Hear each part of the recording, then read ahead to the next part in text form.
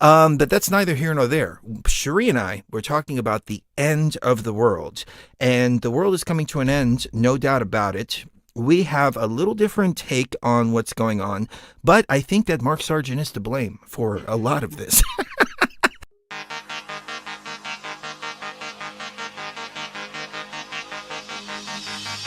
That's great, it starts with an earthquake, birds and snakes, an aeroplane, and Lenny Bruce is not afraid.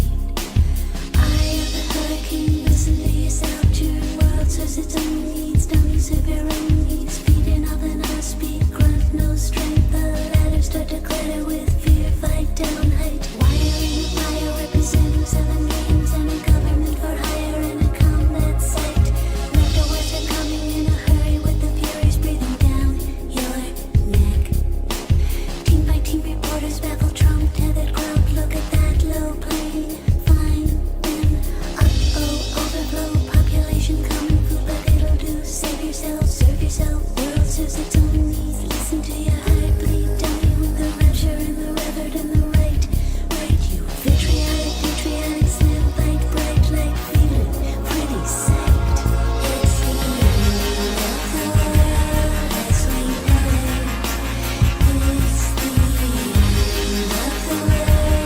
as we know it, it's the end of the world as we know it, I feel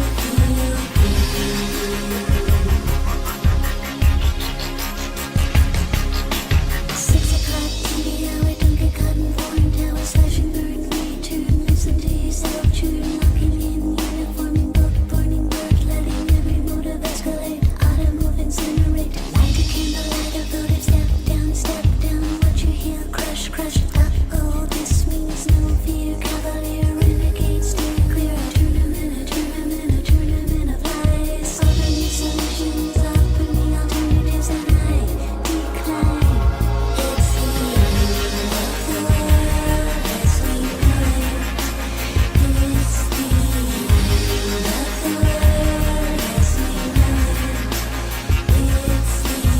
the end of the world as we know it,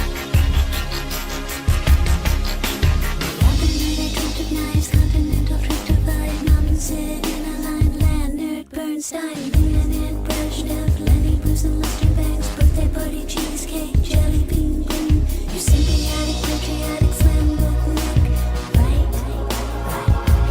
It's the end of the world as we know it. It's the end of the world as we know it. It's the end of the world as we know it.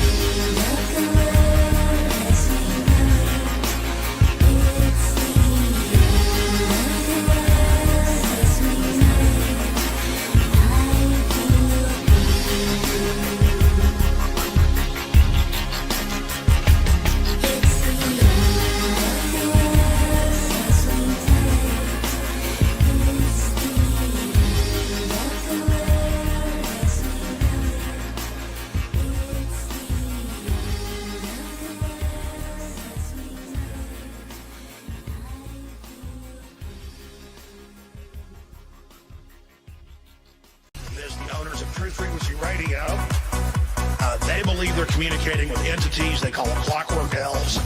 I'm not going to get into what they're interfacing with. They believe they're in contact with off-world groups. Chris Geo, True Frequency Radio, he takes it. You see the elves, little green hats. We're in trouble, ladies and gentlemen. We're in trouble. The clockwork elves, all of it, I shouldn't even get into it. There's a reason they're all whacked out of their minds. They're taking DMT.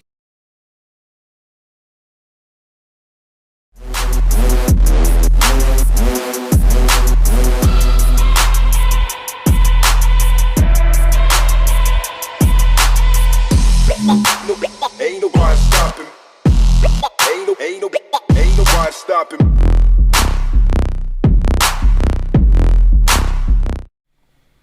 Chris Geo's been taking the DMT, but we haven't.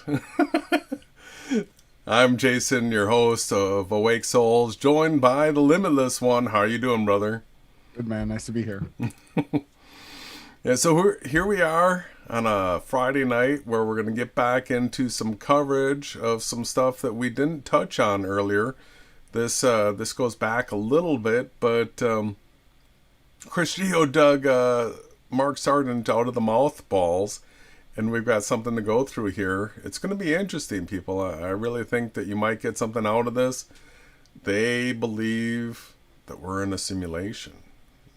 Whoa. All right. What do you think about that, brother? And what's going on in your world right now? Yeah, we see everything being ramped up. The New World Order tyrannical takeover is still full in swing, but there are people out there still fighting. Excuse me. I'm looking forward to listening to the satanic perspective of what the simulation is like. It's always interesting to hear their perspective. They got these like cheat codes and they're going to get out somehow. With the DMT. Yeah, we didn't take the DMT, right? We get high on natural vibes, enjoying content, researching, sharing time with people. That's how we enjoy things. We don't need to smoke pineal gland secretions and all this other stuff I won't mention. But yeah, it's nice to be here. It's Friday. We've got the weekend ahead of us. Hopefully people can calm down and enjoy a little bit of downtime. Maybe, we're not in we're not trying to come out fighting anyone. We're just here to just chill and relax. It's going to be fun just to go through this stuff, right? How you doing? Yeah, I'm doing well. Let's see here. Calendar-wise, there's a number of things that are lining up right now where the next 2 weeks I'm on high watch for the beginning of the Great Tribulation. These next 2 weeks are going to have my attention, our attention. We're going to be going through, showing people some of the things that we're paying attention to over the course of these next 2 weeks. And yeah, so many things lined up for our Great Tribulation kickoff that I'm excited. Other than that, let's see, we're catching up on covering this video, but it's sort of nice because we had the opportunity to expose sort of the backstory on Mark Sargent a little bit through his handler, Jonathan, that now for the people that have been sort of like keeping up with what's going on right now, if you understand the relationship between Mark Sargent and Jonathan, and how Mark came onto the scene and how Pat came onto the scene, now as we go through this, as we go through the coverage that Chris Geo gives Mark Sargent, it's going to be interesting because here's the network that's providing the platform for Mark right now and has all along. And it's a network that we've called out for many, many years. It started on Beyond Flat Earth, which is seems like a long time ago now. It's like, 4 years ago? So it'll be interesting. We'll draw a whole bunch of connections between the Chris Geo standpoint of being in the simulation, the Mark Sargent standpoint of being in the simulation. We'll show where they're psyoping people. We'll show people where they're telling the truth. And, the net just keeps on getting tighter and tighter on these guys. How much longer can they go? That's another one of the reasons why I really think that this Great Tribulation's got to go soon, because we've pounded Mark out of oblivion, into oblivion, just exposing how bad of a character this guy is. And now as we sort of jump back in time a couple of weeks, you're gonna see the modern Mark Sargent, and it's gonna be like ridiculous seeing how bad, how shilled out he is. Then you see him operating with Chris, and all the connections pop off. It's really hard to ignore.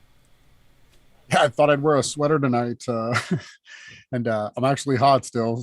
We've had a heat streak in the weather, and we tried to send it north. I tried to manifest it for you guys. But let me get into a little bit of a serious moment here. So you do have two different sides, both claiming that we live in some kind of simulation / realm, right? And we agree on a lot of things. So the difference between us and them is they learned their stuff from secret societies where they swore oaths to lie. And Jason and I have learned on just natural researching and observing reality. That's the difference you're going to find between us and anyone else telling you that they're in a simulation. We actually bring observable evidence. We show you footage of clouds behind the sun, eclipse shadows, multiple things, the way that all of the luminaries, the sun, the moon, the sky. But the most important thing is that we explain to people that the script in the simulation to the next level of the game, right, is the scriptures. Now, not just the 66 books, there's over 350. There's like 366 or 367. There's more books. And you don't have the whole story unless you put all the books together. And if you don't follow the path of truth and you're not able to unlearn and relearn again, you'll never come to the same conclusions that Jason and I have had, because we've given up our understanding, acted as children ready to learn again. And we've then moved forward with the evidence that we've been given, and people can't budge us off of it. We're on a super strong foundation. A house built on sand, so many small scriptures, is different when you have all of the books. Then you then have the foundation of the house. And if you don't have a grasp on your reality, you need to have fundamental truths that you stand upon, or really you're just tossed around in the wind, right? What Jason and I are here to do is to show people that through reincarnation, right? John the Baptist came and repent and be baptized, be born again of the water, right? And then Yahawahashai was resurrected, and he went around telling people, don't worry, you're going to be reincarnated. Don't worry, just be good, use your heart, fight for truth. The same message that Jason and I have today. And, it's something that's very comforting. And it's not the same message you're going to get from the other side.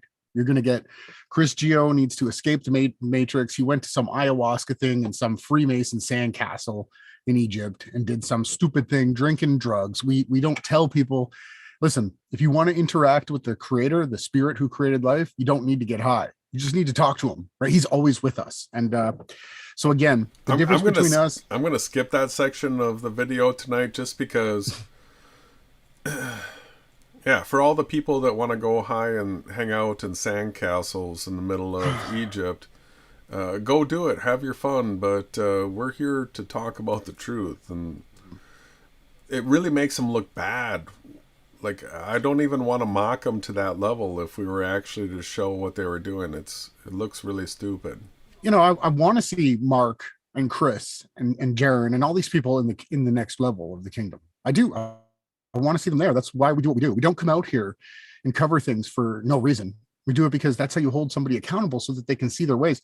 If we weren't given the inspiration to do this, right, nothing would stand against them. There's a reason why there's a scripture book in all the hotel rooms of the world, the whole realm. It's because there has to be a layer of accountability, because not only does it hold people accountable, it's like, where do you have the least amount of shootings? It's in Texas, because you have the most amount of people carrying guns. So when there's accountability there, people have a chance of salvation, right? There wasn't accountability in Sodom and Gomorrah, and it got destroyed. Jason and I are trying to be voices of accountability. We don't do this because we want to pick on people. I don't want to pick on Mark. I don't want to pick on Chris. I don't want to pick on Cherie. I have nothing against them. They're my brothers and sisters. Truly they are. But unfortunately, we have to come out and point out the lies and deception in hopes that maybe somebody that tunes into their show will get tagged to this show through the SEO. And they might hear the actual path to salvation, which was belief in Yahawahashai through the death and resurrection, right? Through baptism, through being born again. And no, not crawling back into your specific mother's womb, into another one and being born again and having the same choices again. But there's a good chance, Jason, I'm going to throw it back to you. There's a good chance that you might not be born again, and those that are alive will not die. Right? We might actually be that generation. There's a good chance we are. Everything's pointing to it. The signs in the heavens, everything is a bell ringer, and we're looking forward to it. We're here to lift people up, not to put you down. Okay. We're here to promote, heal, whatever you guys want, just get in touch with us. Yeah, well, we know from the scriptures that a time period comes where death is no more.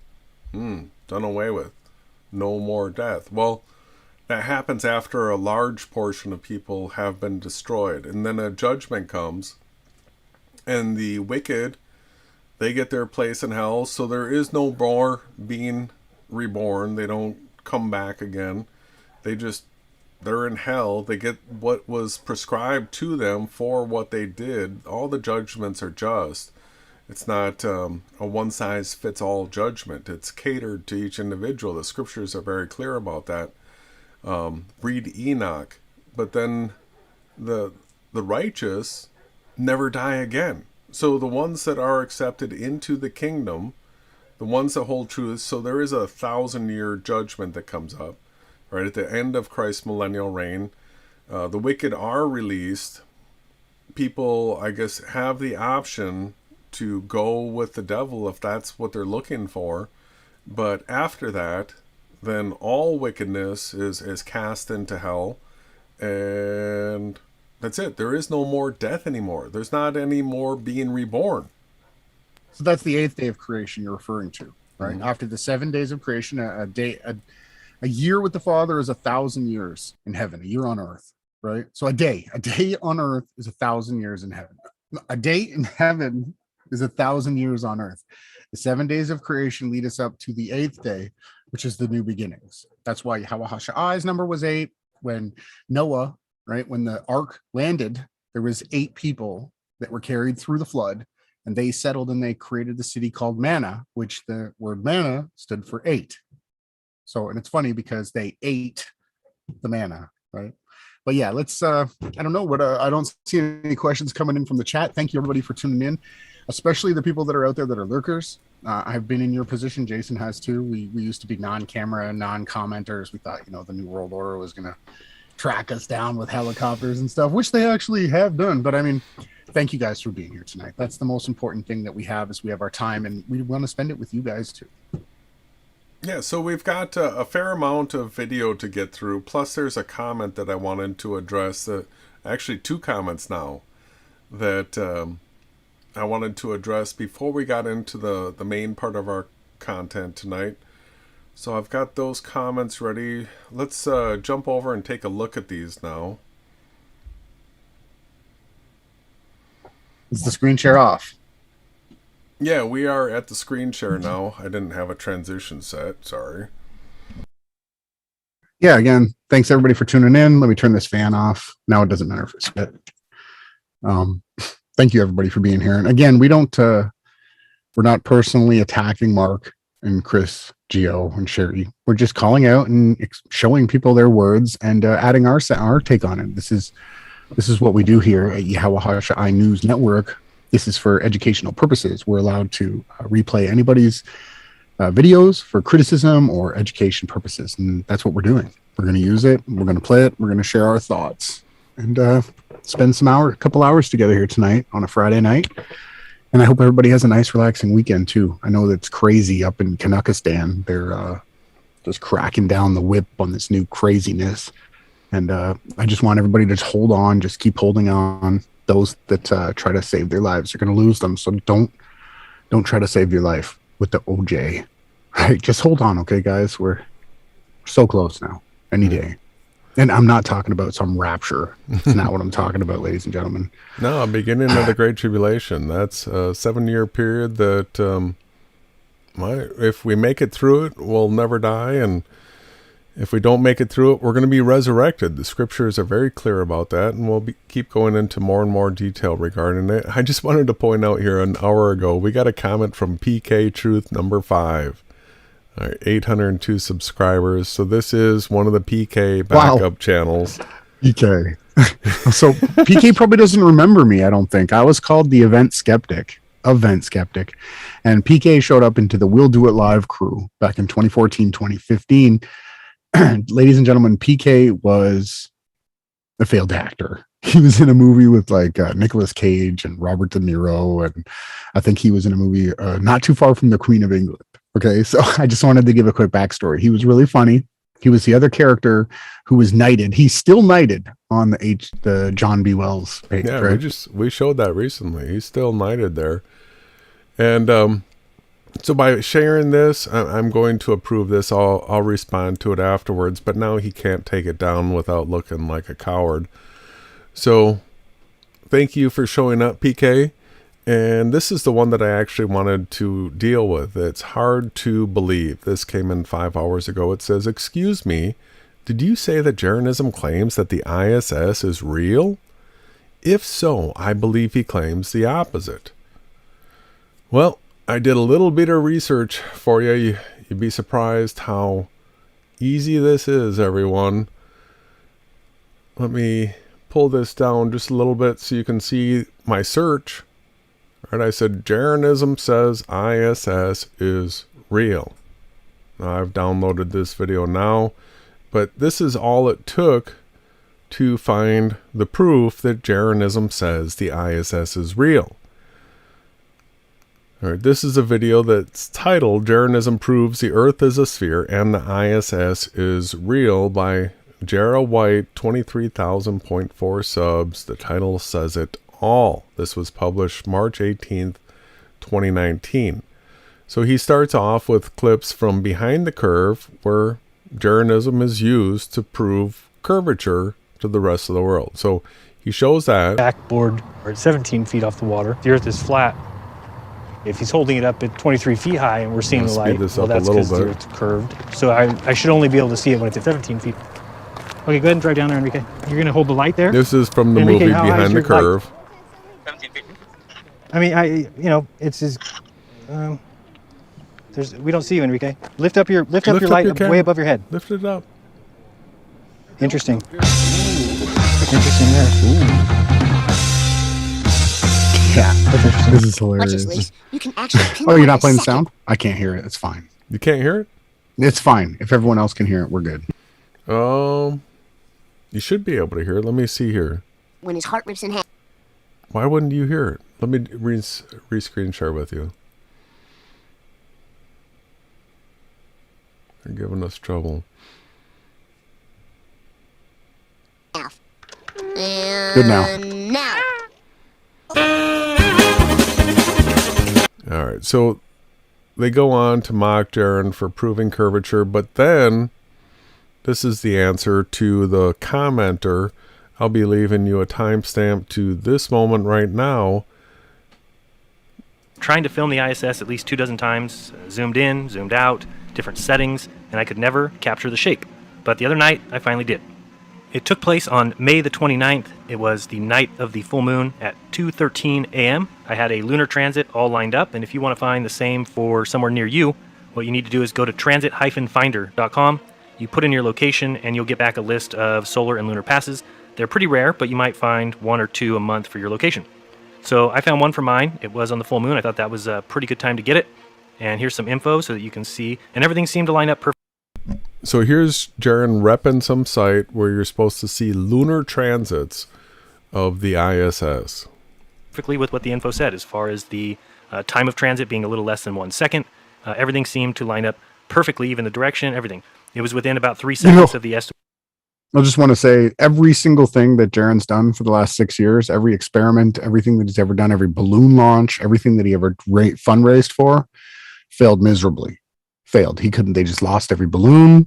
Yeah, his curvature test that we saw in the beginning that failed. He had the guy go up, just the right amount that the curvature would demand, and then we seen the light. Even though we seen the guy turn the light on and then hold it up over his head, it was the stupidest thing you could ever seen. And you could also see in the movie that they were shining a light in a bunch of trees.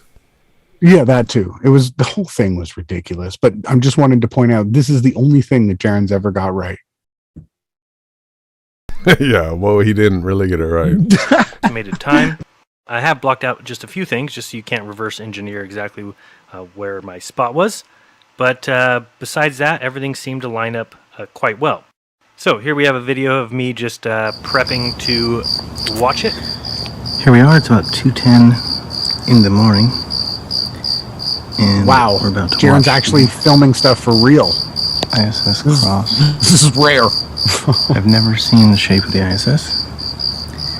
So we're about to see how. There's still a part of me that doubts he actually did this, but Yeah, we don't see him. We don't see him. narration to somebody else's video. He had a neighbor that was like this famous balloon launch guy too, right? That lived just down the street from him. The idea of Jaren doing something like this seems almost unfathomable. How real that is. Check back with you momentarily. So, all in all, I felt pretty good about seeing it. I knew that the moon was going to keep moving, so I had to plan ahead a little bit, just make sure that I wasn't moving it during. So he's obviously got it in the editor now. He's not filming his view screen anymore, so it's up in the editor, and he's going to move it around a couple times During that minute period of time that it would be crossing, so I was kind of keeping it moved ahead of time. And then something weird happened right after I made that little video, so it was And it moved about ahead of time? 2.5 minutes before the pass. This happened, which I Whoa. assume is a bird. Certainly looks like one. Bird. So I thought that was interesting. Just wanted to show you that this bird here. I'm that. going to So slow it down for you a little bit. He gives you And something you'll see a bird seems to fly. I'm not sure what direction. at this speed. He's going to but give it seems to you. fly in front of the moon. So that See, was now the pretty bird's interesting. doing Caught some that. crazy. And then It's drifting got the camera upwards. steady and ready for Weird. transit. My alarm went Steady. off on my The camera phone, was and I steady knew the I whole had time. 10 seconds. I counted down in my head: 10, 9, 8, 7, 6, 5, 4, It's a 3, video. 2, 1. I remember waiting, like, what? And then sure Oh. enough, there it was. Sure enough, there So it it was was. within 2 or 3 seconds of what time it was supposed to, I think. And here we go. We're going to watch it again, this time at 50% speed. Go ahead and see it if you don't see it. Starting about 2 o'clock. There goes the and TIE ending fighter. Around No, you're 8. saying the Again, now Starship we're watching Enterprise, it at right? 75% Yes, speed. Picard's ship. And finally, we'll watch it at a super slow-mo 10% speed. This is exactly Starting like around Red's 2. rhetoric footage. And ending Yeah, Red's also- made this. Red's made I think this. IPS had a guy do it too, even better. After this, I'll go ahead and zoom Well, in. so I we made get a one little like this to closer mock look. them too. And Yeah, it yours was was good, too. confirmed that the ISS is at least taking the shape that it's supposed to. Got a shadow on the moon too, I think. Right there. Now, again, I've shown before that this could be easily faked by somebody who wanted to fake it. Like Red's I have rhetoric? no Or Jared. need to fake it. Or Jared. This is a actual video. Actual video. And here we can So see it.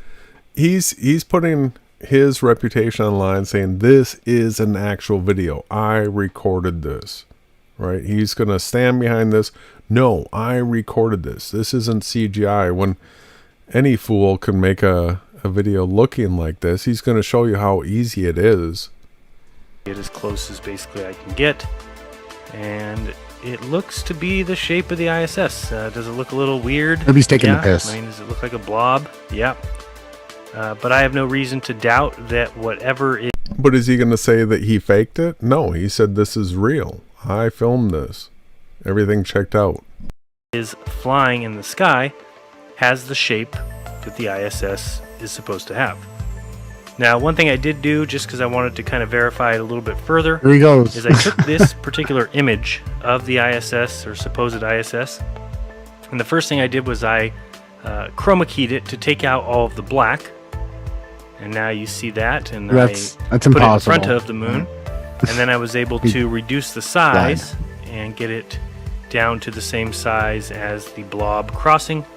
Spun it, turned it the right way, and What a overlaid video Doesn't look the editor, same. huh? it certainly looks to Doesn't look be the same. the correct dimensions of Clicks the right ISS. in. Fit right over it, Close, just but like not that. the same. And so now the question becomes, Just add some do blur. I believe in the ISS, or that the ISS is what I can see flying above my head? Well, here's what I believe. I believe that the craft that takes the pictures that can be found on the eoj.jsc website, The craft that takes the pictures. This is what he believes. well, JOESW. those pictures are taken by a craft shaped like the ISS. Oh. That's what I believe. That's what he believes. Yep, flying 250 miles up in the air, and he was able to record it with his P900. 250 miles. Wasn't pixely. It was a little blurry though. But do I believe that Mark Kelly and all the astronauts are actually inside said craft? No. No. And he shows Picard.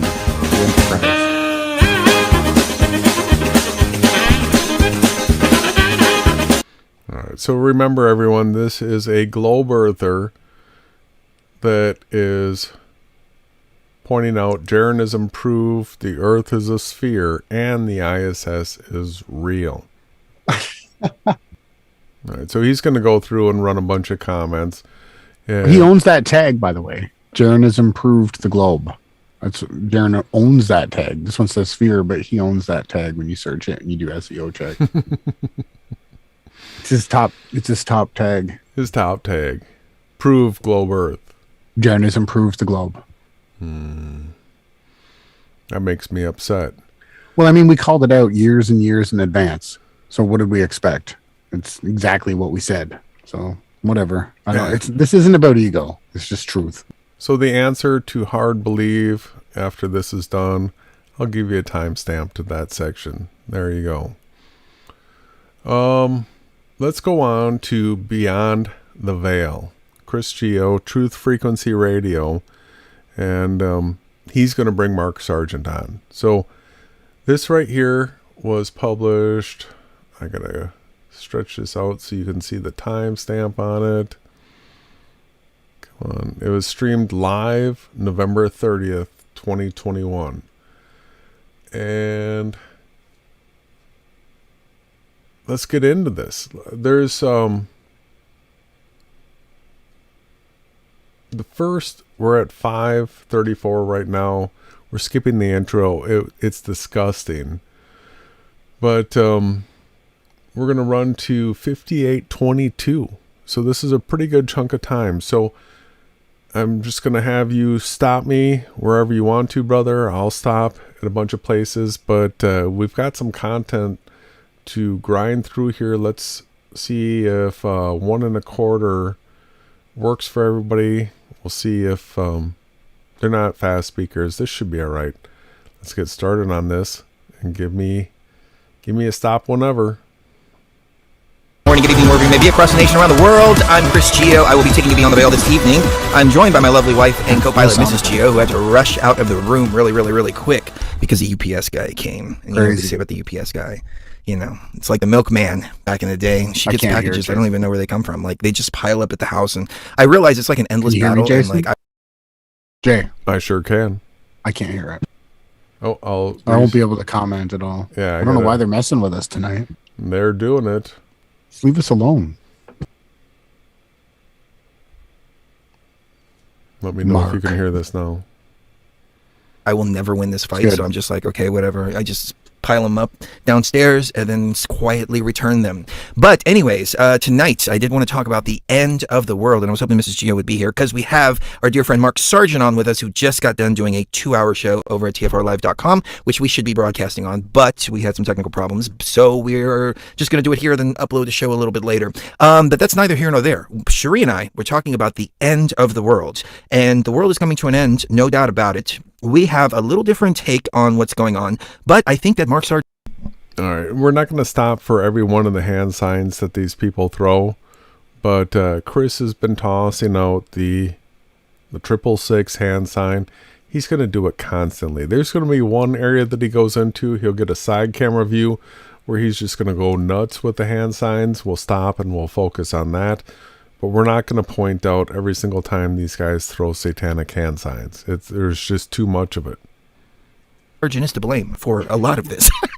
And I'm going to bring Mark on here in just a second. Have to agree with you. I want to elaborate a little bit on what I'm talking about. So, Cherie came across this really awesome experiment, and if you can go into that experiment really quick. Yeah, absolutely. According to, there was a scientist named Dr. John Calhoun, and back in 1970, he did an experiment involving mice, and he called it the Universe 25, the Mouse Utopia.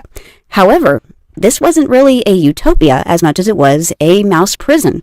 All it was just giant walls and nesting areas and enough food and water to live on. And he assumed that if he gave these mice all these resources, enough for everybody, that they could house up to 3,000 mice, or something like that. Yeah, 3,000 mice comfortably, and there'd be no problem. However, he didn't account for the fact that there were no toys in there. There were no mazes, nothing to keep them occupied at all. And so, of course, instead of the population growing and reaching 3,000, it peaked out at 2,200 on March 1st, 1970, because it started in 1968, actually, 2 years into this, it peaked out at 2,200 and then it started collapsing.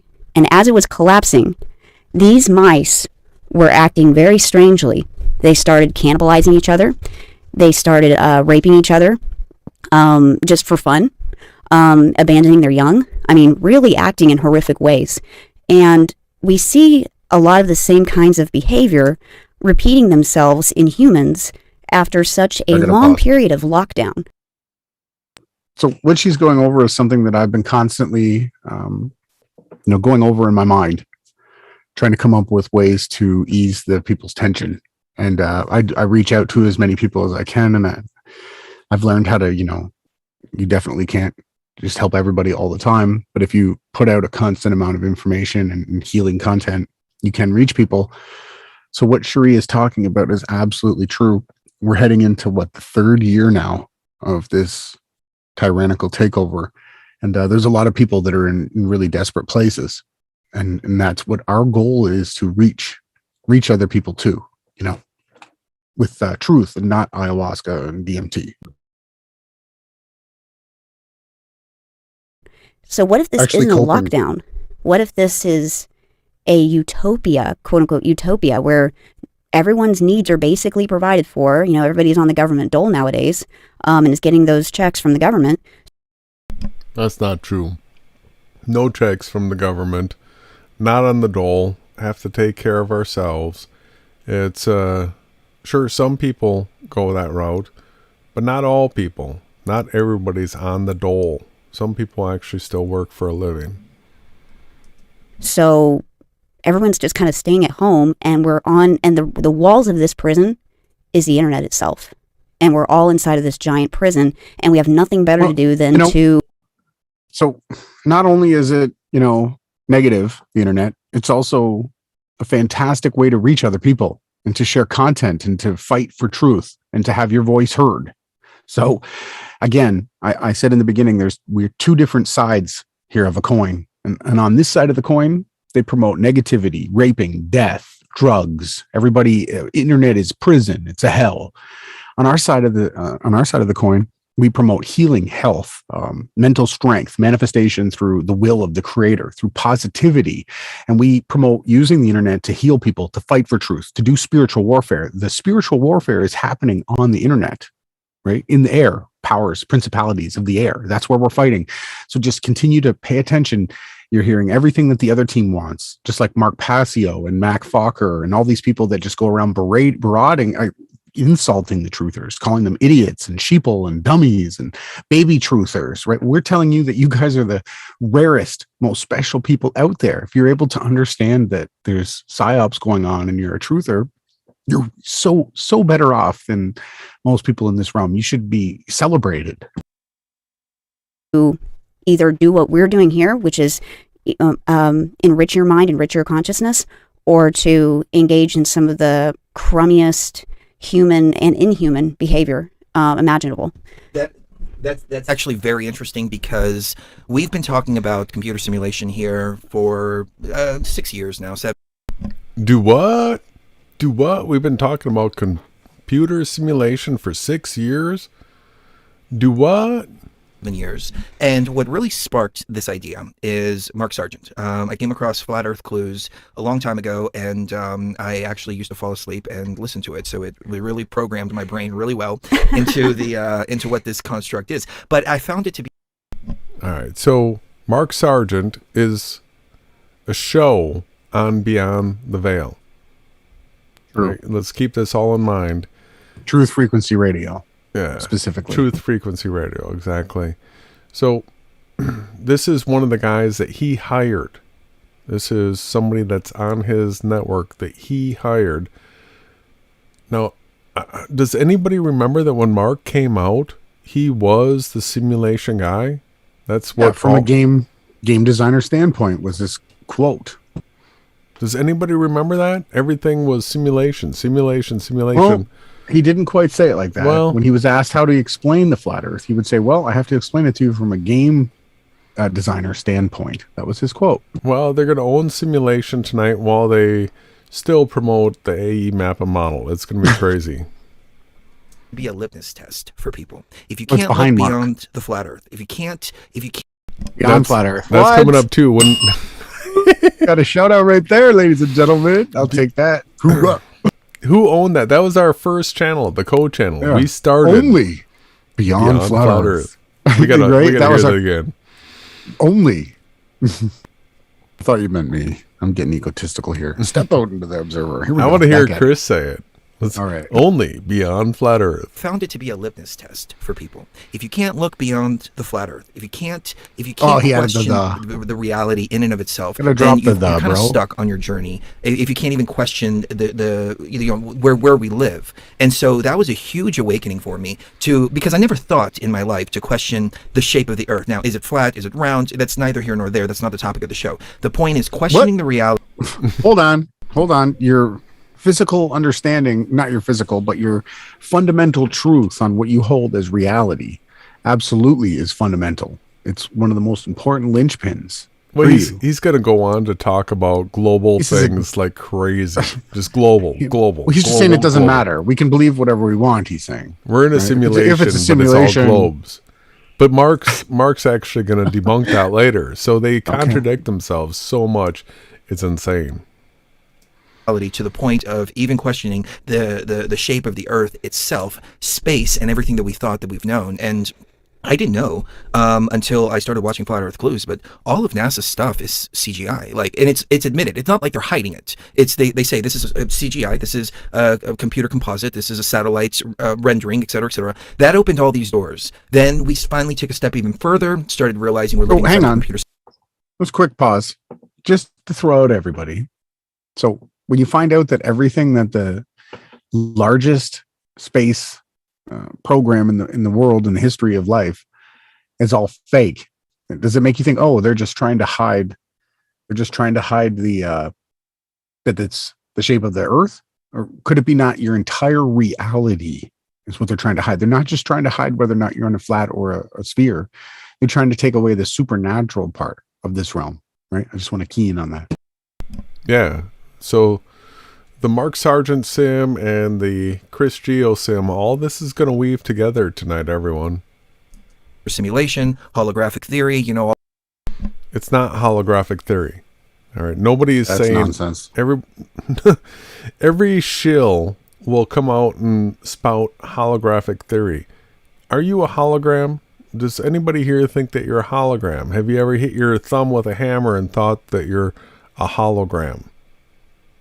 No, nobody. It's even- heliocentrism, right? Hologram. Holograph, right? It's an emptiness of nothing. That's exactly what they say is the center of an atom or whatever. They say it's nothingness, right? We're It's talking about being in a Kabbalism. simulation where you have avatar bodies, where you feel things through your five senses. You have a sixth one, intuition.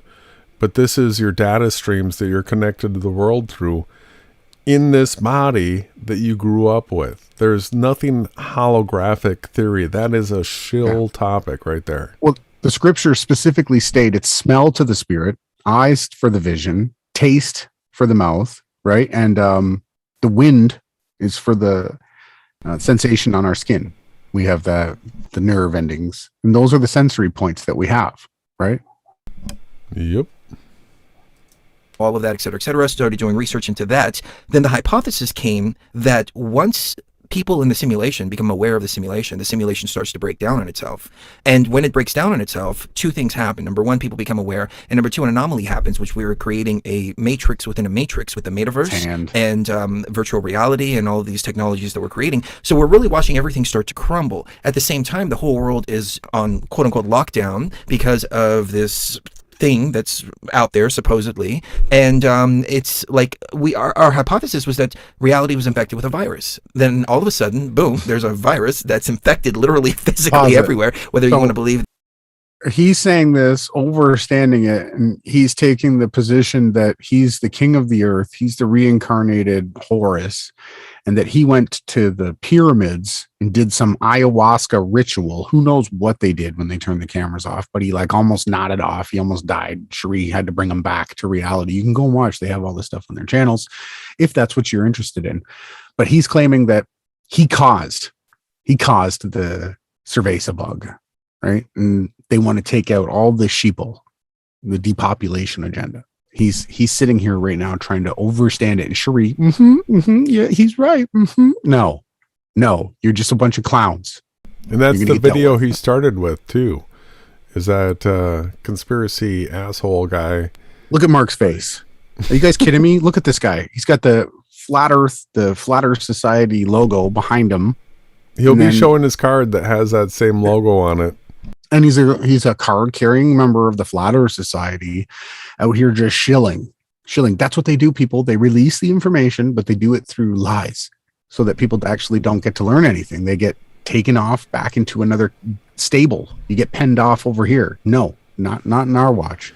The other case that we're going to be making tonight is that anybody that believes in the circling sun and moon, the AE map model right there, once we get to showing that he's got the Flat Earth Society's model right behind him on the screen, that if you believe in flat Earth but the sun and moon doing circles, you are a Flat Earth Society person. All the people that promote it are Flat Earth Society people, and if you follow them, you are a Flat Earth Society person. Which is a shill organization set up to spread disinformation so that the globe earthers could come around and debunk them. Right? That was the AE map model. And they tried to tie it to the scriptures through skeebers. Right? That it's one thing or another. That's neither here nor there. The point is what's happening in the global consciousness. Global consciousness. He's not going to stop with that either. It's global. Mark doesn't say nothing about it either. And I blame Mark Sargent because he's the one that started all of this. He started everything. Mark, how you doing, brother? He's muted. In the last 6 years, but that has got to be the most daunting ever introduction I've ever had. No one's ever framed it quite like that. And most time I kind of laugh it off and be like, "Oh, Chris, you guys, you're just nuts." But no, in this, that's what Alex Jones said. These guys are just nuts. They took the DMT. So people like this come out. We are the DMT. You're just nuts. Then Mark Sargent gets to come in and say, you're just nuts. Super discreditable people. And that's how it gets played. That's how they do it. this case, this was actually a topic that came up in my circles a couple of years ago. As a matter of fact, it came up during the 2020 Flattoberfest conference we had, actually during the summer of 2020. One of our guys, in fact, to preface this, you mentioned it's sort of like a virus that's been spreading. Well, I put a map in chat, and what happened in the last few months was just off chance, we created something called the Flat Earth, Sun, Moon, and Zodiac Clock app. What? Oh, excuse me. Ooh, we got a problem here. Who's we? We created that the app. Sun, Moon, and Zodiac app. Mm-hmm. We created that. So I can tell you guys right now, first off, before we get into that, their Zodiac map does not work. To do it over an AE map, you need to have both sides. You have to have a map on the bottom and a map on the top, just so people know. So Zoom Truth says he created it and that Bob stole it. Or David. David stole it. And now Mark says we created it. Mm-hmm. Was that Metatron? Metatron, right? Which is probably David's company, or who knows? We don't know. Or Mark's. So there's a lot of things that are going to point to Mark being the 33 degree here that overstands all this. He's the narrative guy. I'm going to say this now. It actually looks like he is a YouTube insider that actually directs YouTube on who to censor, how to censor, all those things. Go ahead. Just for a piece of evidence that we support this data claim is who do you think was behind having Logan Paul go to the Flat Earth International Conference? And then Mark played the whole thing. He left the conference because Logan Paul was there, because that was the script. Mark said he was going to make fun of it, and he really didn't. He made the stupid documentary afterwards that we covered. We've got all that covered too. But the whole thing was staged, and that was basically the destruction of the conferences. Now, I heard they're going to try to bring it back with Karen B, but I just want to point out that Mark he warned us too, that if we continue to call out people and to make these accusations that we were doing, he said that we were going to pay for it. Right? He left a comment and that's what he had said. Right? And right after that, basically, boom, we've been super censored, and we don't care. I don't care. I'm my biggest fan. I could care less if I create a video and upload it and I'm the only one that watches it. I'm good. Like, I'm super excited to watch content, whether it's mine or someone else's. But at the end of the day, Mark and whoever he's connected to have definitely been pulling the strings. And he was tracking the Google count on Flat Earth as it surpassed just about everything in the realm. Yeah, he's going to get into those analytics right there. And then also the removal of the dislike. He's behind that as well. Yeah, him and Pat. The one thing I just wanted to mention was that he was tracking the Google stuff, and literally, we've been there every step of the way. Mark was single-handedly the one who crashed. He let out all of the disinformation, all of the AE map model debunks, all of the stuff that got put on all the different major news outlets, everything. When you search Flat Earth, you get a bunch of videos making fun of Mark Sargent. He personally, single-handedly crashed it into the ground himself. I just want people to get that clear, because people think, oh, Mark Sargent, he's the greatest ever thing. He was an absolute shill right from the start, out spreading nothing but disinfo so that the globe earthers could come over and debunk it. But the only thing they didn't see was Jason and I, because we debunked their globe debunkers, and we showed a new map in reality, which they would have to use anyways if they were going to believe they lived on a spinning ball. It's the same map. Mm-hmm. Where, people could, go and look at the world and it would show the flat earth model in like real time. And then people said, well, hey, maybe we should find out how many people are actually in flat earth. So out of the 100,000 and change people that got the app, there were, and there's so many more people that have gotten into this, we made something called the Flat Earth Friend Finder. We made something called the Flat Earth Friend Finder. Hold up. Now we're talking about the Flat Earth Friend Finder. That was the one that Zoom Truth made. The other one was David's, the Zodiac Sun and Moon app. Stupid clock. Right? It didn't work. The only thing I could do was just tell you sun's position. That's it. Like, you couldn't do anything else. But so now he's admitting that he also is the creator of the tracking app. Yeah, he's tossing up a sign as he's doing it. And there's a thing you can click on here. It's in real time, and I don't even know what's up to right now. But you can click on it, and it'll pop up a world map, and it'll show you all the people that have activated the Flat Earth Friend Finder. And I think it's like in 30,000, something like. For each one of those people, there are thousands of people that are not, that haven't turned on, they want to remain anonymous. I mean, at least 90% of our community is anonymous because they don't want to be chastised by friends, family, and coworkers. Oh, but that's brilliant, though, because I'll bet you have so many people that have hooked up from this flat friend finder. Oh, yeah. It's like adult friend finder, except for flat earth people. What? It's like adult friend Excuse finder. me? But for flat earth people. She was so excited to share that. Did you see the amount of anticipation she had for that? Yeah, she was excited. Sure, if you want to meet somebody that's also a flat earther, but for a hookup, adult friend finder.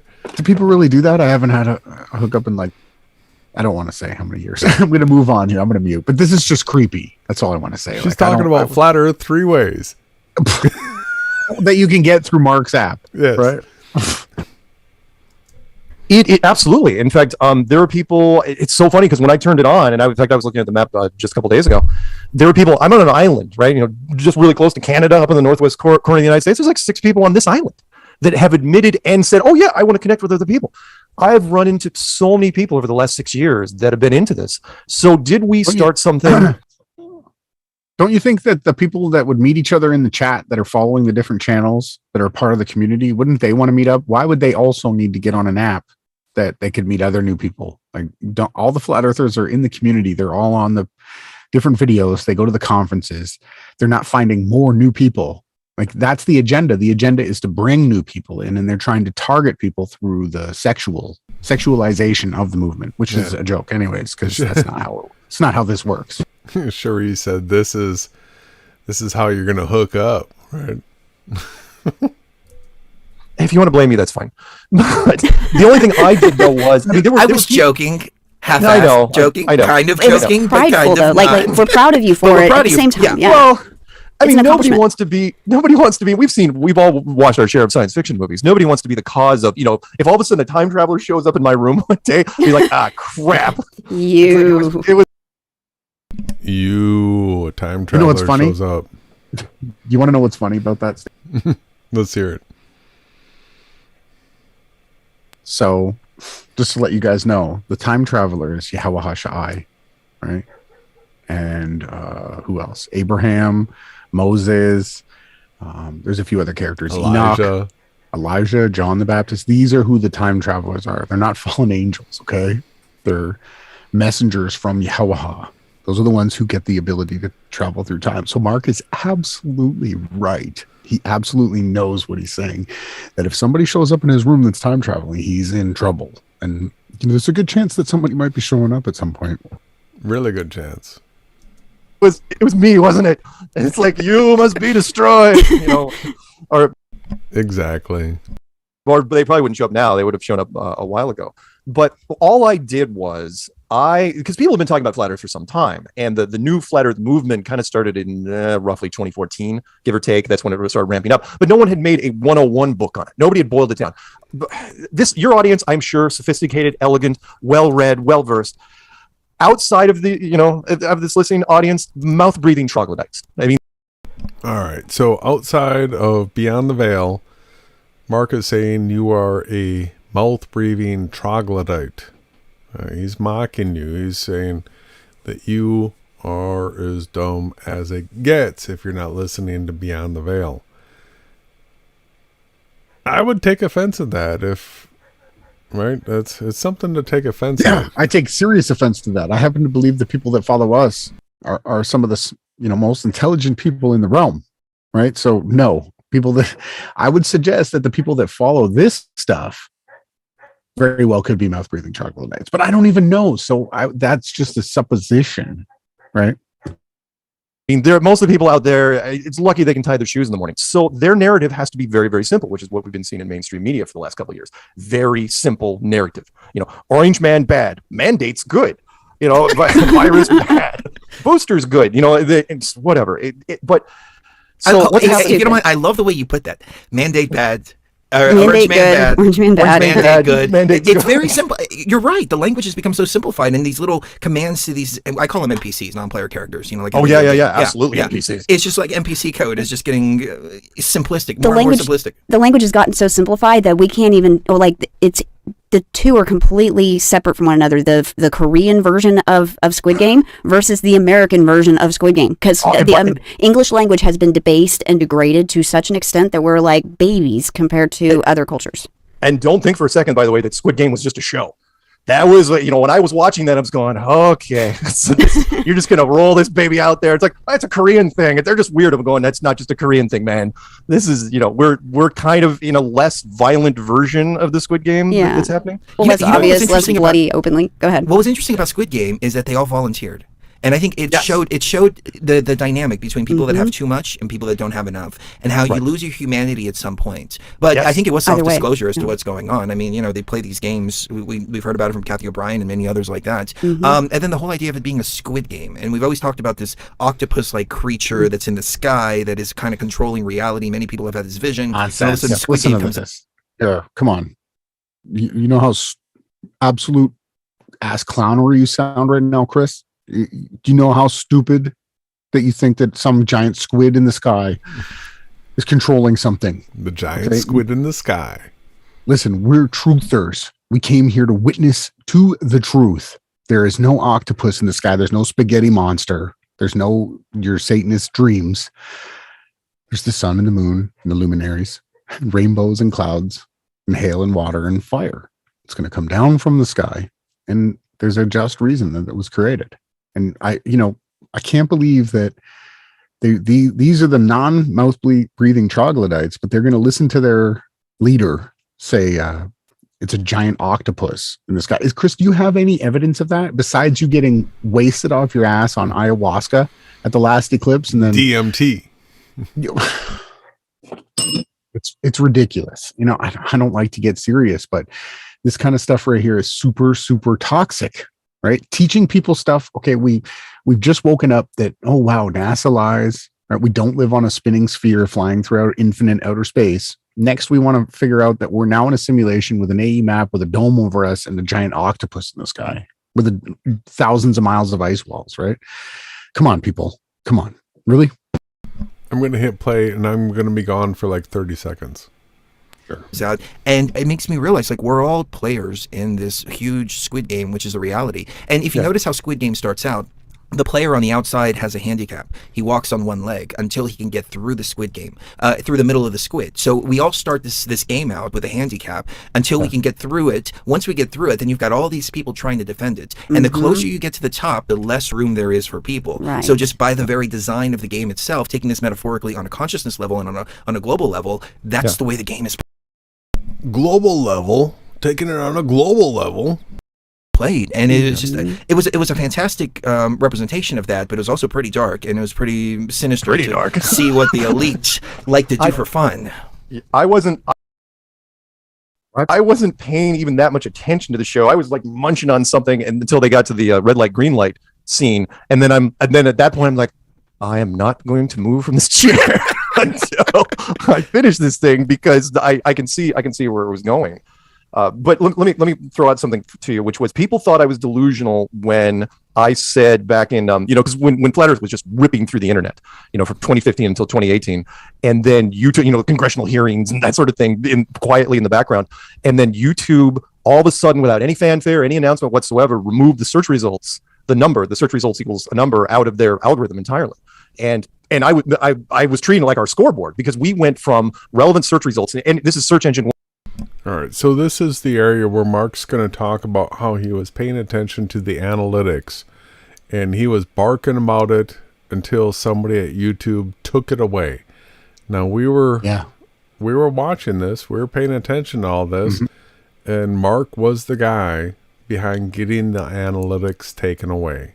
Yeah, he was showing and making it glaringly obvious, right? Whereas, we were watching it and just not, pronouncing it to the world that flat Earth was becoming the most searched term in the realm, right? We were watching it, but Mark was screaming it, yelling it, throwing it in other people's faces.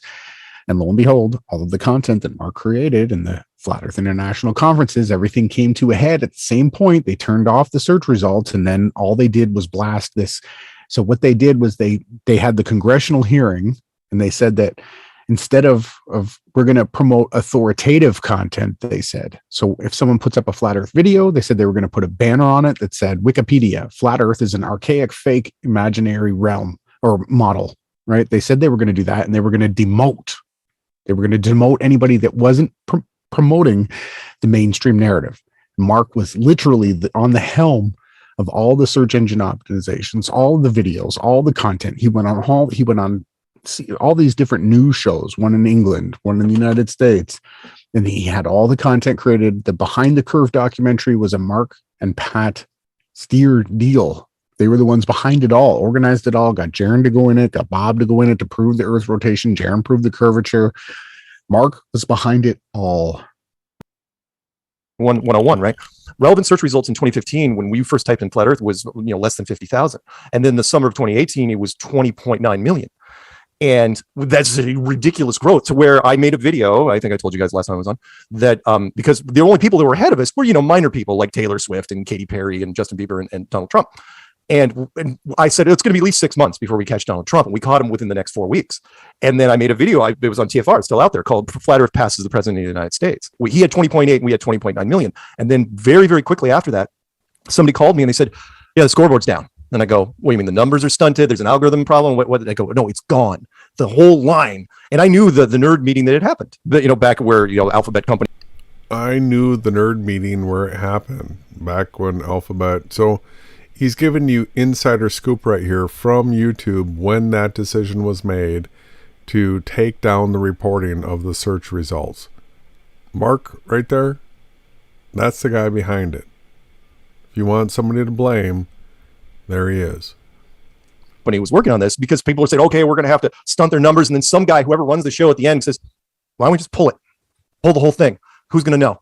And they did, and it was gone. And people thought I was, well, Flat Earth didn't cause that. You're delusional. I go, why not? We were the only ones that were really looking at the scoreboard. I was making videos nonstop. Taking credit for it. son of a bitch. Yeah, no, I know. That's full Makes me asshole. mad. I said I didn't want to get mad. I said I didn't want to get mad. He's the guy that's responsible for taking that down. And In there's his more. face. He's the guy responsible for putting that. It just says dislike now, and you can't see the thumbs Well, you down know- anymore. He's going to go on to take credit for that as well.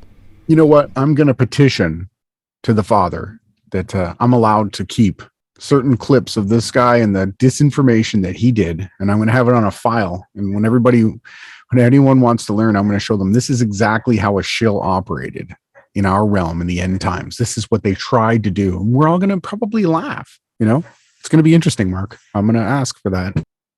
We just passed the Beatles. We He's just blew by famous. Lady Gaga. Oh, wait, It's like nobody. hang on. So the other thing that we generally like to throw out here for everybody that's tuning in is that if you know the name Yahawahashai, right? Or, many people call him Christ. Some people call him the son of the creator. Some people call him Adam. Some people call him, if you know him and you believe in his death and resurrection, you get into the 1,000 years. So Chris, Cherie, Mark, even if you guys are super evil and whatever you've done, if you know these things and you hold true to them and you believe in them, you're going to get in, right? And maybe there'll be a chance for you guys still. That's what I hope for. But that's what we offer here. This just isn't, Jason and I aren't perfect people. We're sinners. Everyone in the chat's sinners. Everyone in the world has sinned. Even if you've thought something that was sinful, you've sinned. Okay. This is a spiritual realm. It's about our thoughts. But the possibility of characters like this coming in just by speaking Maybe something they're listening for a moment. Right? Yeah, I know. He's going to say, I don't know you. I never It's knew still you. covered for by the 1,000-year judgment. So even if they do sneak their way in under false pretenses, they need to really repent, is what you're saying. They need to change their ways and start fighting righteousness and truth, right? Not spreading lies and disinformation. That's the best and most important thing that we could say. Well, I don't want to promise anybody anything because you know a name or you said some prayer. I want people to actually do the works. Love people, put out good content, speak truth. You guys on the other side of the screen. Truth Frequency Radio is supposed to be about truth, right? Not this nonsense alien agenda, flat earth society, ayahuasca drinking crap. You called your station Truth. You put that word in it and you invited Jason and I to have a look at what said truth you share. And you stand accused as a liar, a manipulator, and somebody that's just looking to follow your own vain imaginations through the propagation of what Enoch told us, the righteous scribe wrote down 5,000 years ago. I could almost name the exact fallen one, but I'm not going to, who taught man how to do this ayahuasca thing. And what do you guys think on the other side of the screen? That these elves that come to you, do you think that these are sent from the creator?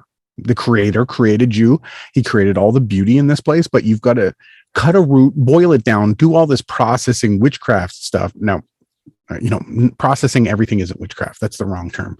Making this drug and then getting stoned off your ass. You think this is how you're going to get truth, right? No, you're going to get truth through trials and tribulation, through seeking, asking, and through making mistakes. You're not going to get truth through getting high. You're going to get a demon. A demon is going to come to you. And I've seen the reactions from a lot of people that done this stuff. And they literally said, I think demons came to them. So what do you guys expect? We're at the home of the absolute top, probably Church of Satan members. And Mark is one of them, ladies and gentlemen. All right. So I just want to point out right now that we're 20 minutes into what is almost a 5-hour live stream. We don't have to go through this whole thing. Yeah, but no, I don't think we will. right now I'm still speculating that this is going to at least be a 3-hour stream that we're doing tonight. All right. So just everybody get the popcorn, get the cold beverages, get ready. We got a lot to go through. He's paying attention to this. And then just recently, you probably got the notice as well, just in the last, few weeks, all of a sudden, YouTube removed thumbs down. It's gone now. That's And because they it's- don't want you to see the White House getting 26 Yeah, they don't want to. Yeah, 300 Exactly. likes. It's also because they don't want you to see Jeranism getting massive thumbs down, or Jake the Asshole getting massive thumbs down, or RV getting massive thumbs down. So the taking away of the dislike is evil. Evil. It's taken away one of your metrics. Now the content creator can still see what the thumbs up to thumbs down is. But you as the observer out there watching this, now all of a sudden you've been absolutely stripped of your ability to see whether or not this topic is absolutely tanking. Right? You can't see it anymore. They took that away. Not even that many likes, sweetie. Don't be that generous. I'm sorry. Go ahead, Mark. Yeah, but it was that was the whole. You're right. But the point was that's how you solve the big problems, which was they couldn't figure out how to stop it. There was no. They knew. I mean, people when something doesn't resonate on anywhere now, taking the dislikes thumbs down all the way. And you saw some of the ratings. That didn't help Flat Earth, Mark. That's ridiculous. It was the government websites. Like whenever Biden would say anything, there would be like 3,000 thumbs down. Right? These are your agents were getting the constant thumbs down, and it does actually do damage to them, especially because most of the people that are on the other side are all narcissists, right? Mark is watching this right now. So is Patricia Steer. They cannot watch when someone's talking about them. They're the ones that have the problem. We don't care. Go ahead, dislike it up to the heck.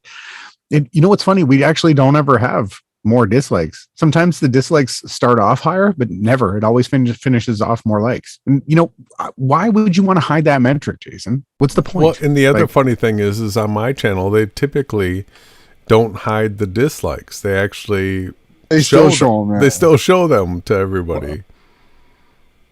Until it gets to the point where the likes are above the dislikes, and then they hide them. So Mark's sitting there on the button. I mean, anything from the White House, anything from the left, anything, they were just getting crushed. And so somebody says, freaking just pull it. Just freaking pull it. Pull the metrics to no one else can access it except for the people making the videos on top of it. So that way no one can dig in behind the scenes. And it was quick. I remember getting that notice going, nice, which I made a TFR episode, I think 2 weeks ago. Nice. He thought that was great. He loved it. Nice. It's called thumbs down. Just because of that. It's like, yep, that's where we are now. But to your point, we have now reached the stage where it's collapsing on all sides. And they're trying to sugarcoat it, and they're trying to do misdirection, and they're trying to get people to look one way or the other. And look, I've never voted a day in my life for obvious reasons, but this country, I can only speak for the United States right now. We're red team and we're blue team, right? So really it is. Red team, blue team. No, we are not on that's either Freemasons. one of those teams. No, we are not. That's Freemason crap. And blue team is getting hammered. Team they're just getting, they're 93% of all blue team have taken the shots. The side effects are brutal. It's all blood. What? I thought that might happen. They took the stream down midstream. Are you kidding me, bro? Do a refresh. No way. No way. It's this video. They took the video down. Watch. No way. Come on. Don't even tell me that. Oh. What? Video. They put it on private. Are you kidding me? I'm prepared for that. What? I am prepared for that. All right. Give me a second. I'm going to go to the thumbnail. I'm going to pull it up in the video. Can you guys editor. believe that? I downloaded it today. Let me talk here. Go ahead. You guys see this? Right? Okay. Here's another thing that I want to clearly point out. You've got two sides. One is about documenting everything. The other side is about deleting everything. They take it down. They hide it. They move it. They put it away.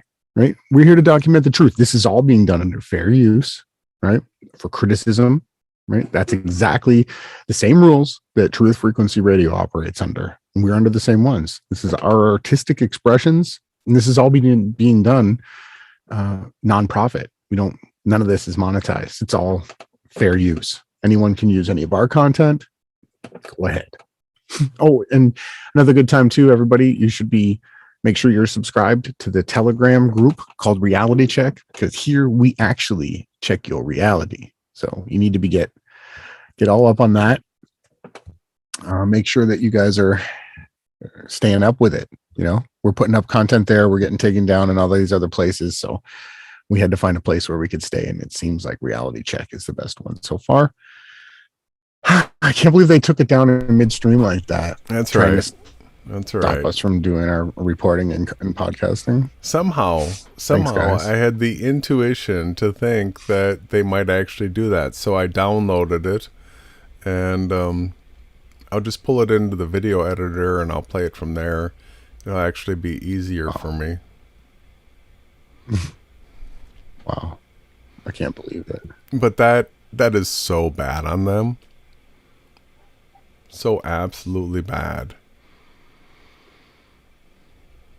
It'll just take me a second to get this loaded. I got to bring it up in the... Yeah, it's fine. We'll get it up there. Yeah, I can't believe that. It does happen, though. We have seen it happen before. Yep. But you were prepared. So how's everybody doing in the chat? Crazy, right?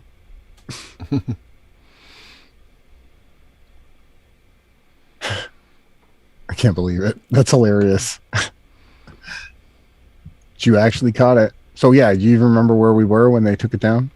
We should be able to find it. Not too bad. Does anybody remember the timestamp? So I don't have to go look for it. I might be able to find it. Let me see here if I go back to the page. I'll just scroll back a little bit. I can't believe they took it down. You guys are too much. Somewhere around 20 minutes in. Let me see. 20. Let's keep going. We're past 20. 22:19 is the actual timestamp. All right. So I'm almost there. 22:19. I've got that. Now I'm going to have to resize my screen share when I come back here. Just take me a second to make this fit. I'm playing it from the video editor. Unbelievable. Let me see check the screen share. Yeah, it's still good. It's like nothing happened. I came prepared for this. Good job. All right, so we are at 22:17 and we will keep going.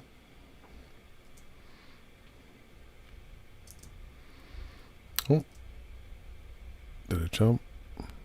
Sound. Side effects are brutal. It's all blood related. It's all heart related. It's all brain related. Is it good? Mm-hmm. All right. Related. We've seen. I want to skip you and this I. part. Well, Geo got away with it. Mark got away with it. Mark actually capitulates to Geo as to what's allowable to say, and Geo's good with all this. They're going to be referencing. What can I say? The Cerveza, but from a digital standpoint, from a computer game design standpoint. Computer programs have things called viruses. There's nothing wrong with talking about computer viruses, and any allusion that these guys might be making to something else is going to be totally upon you to decide, right? You probably all watch the same videos, but because the media is almost entirely blue, and Chris is going to start throwing in sound effects here. It's being spun as hard as it can to be like, oh, red team's in trouble. It's like, really? Because I'm not seeing it. It's rare, very, very isolated. And so anyway, but yeah, is it possible that the timetable was accelerated because of the awakening that was out there? And again, the map shows you. It's like, look, we spread everywhere really, really quickly, and I talked to all sorts of people from all walks of life, and they were all saying the same thing, which is like, oh yeah, we don't believe the world we're living in right now. Absolutely not. The world is, yes, so there were arguments all over the place on exactly what the shape was and what the size was and all the different details, but they all agreed on the same. So Chris is literally trying to mask over what Mark's talking about right now. So they're running off of a script, and Chris knows to try to distract people during this time period right here. Background. I was wondering if I had forgot that he put that in there. I was wondering if you. No, that wasn't me. That was Chris. And he was like duping Delight while he was doing it. You can see, right? Thing. It's like, yeah, it's not what we think it is. Absolutely not what we think it is. And there, by the way, I'm so glad that you said NPC, because there are oh hell, in your face. Ryan Reynolds' new movie, Free Guy. Oh yeah, which is Chris finally pulls the plug on this. Oh yeah, Free Guy. So Hold on. yeah, you want to talk about Free Guy? Well, yeah, that has to be one of the best movies of 2021. Yeah, if you guys haven't seen Free Guy on the other side of the screen right now, I strongly suggest it. It's a movie made for everybody, all ages. It's fun. It's funny. I happen to believe that they data mined Jason and I, took a bunch of stuff and made it into that movie. And yeah, so what? Okay, that was a bit egotistical, but that's what I saw in it. He had a blue shirt. It's just hilarious. It's such a good feel good movie. And then so Mark went from the Cerveza thing talk with the eerie background music, and then he segued into Free Guy, which is a great movie that we've been promoting for a while. I tell everybody out in public too. You know, if I run into like a liberal person and they're all like smiley and happy or whatever, instead of confronting them or saying anything, I say, hey, have you ever seen the movie Free Guy? And then I tell them, you should watch it. And then I tell them, don't just have a good day, have a wonderful one. And then we leave, right? It's funny. I haven't had one of the NPCs come back and say like, I saw that movie. It was so funny, right? I'm waiting for that. Yeah, no, the grocery store, the Free Guy comes up at the checkout so many times. You see how I do it, right? I like to have fun. I like to make people smile. And I want you guys on the other side of the screen too. You know, bring your smile around with you, okay? it literally the life of an NPC and the evolution of an NPC. That's all it was. Yeah. In fact, there were very few real people in that movie. You know, you were partly in part in the inspiration behind coming up with the term NPC. When we were going through the flat earth thing, I was drinking a lot of ayahuasca, and I don't know if you remember me calling you up one time. I was really out of it on ayahuasca, and I was like, dude, I saw the earth. It's inside of a pyramid, and it's this and that, et cetera, et cetera. I don't know if you remember that. It was a long time ago. But anyways, I wanted to see, like in ayahuasca, what is this world that we're living in? What is this construct? And it showed me that we're actually like a little simulation inside of a pyramid, and it's like house like inside of a pyramid. But anyways, at that point, there was something. Is that when the octopus showed up? We live inside of a Freemason sandcastle? Are you kidding? The GTFA pyramid inside of a pyramid, and then he sees octopuses in the sky. It's hilarious. Chris Geo did the DMT. The DMT. There's somewhere I was going with that. At that point, you were talking about video game references. And you always likened Flat Earth to video games. And so we were trying to explain this concept that we had come up with back in 2012.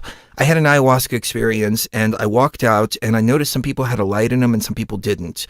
And I was trying to figure out what was going on. Like, why am I seeing a light in some people? Why am I seeing and no light in others? And the New Age at the time was saying that people's souls were being removed, and then they were like walking containers, walking around.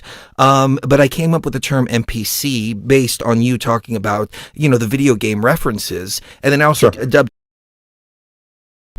So this is an interesting point here.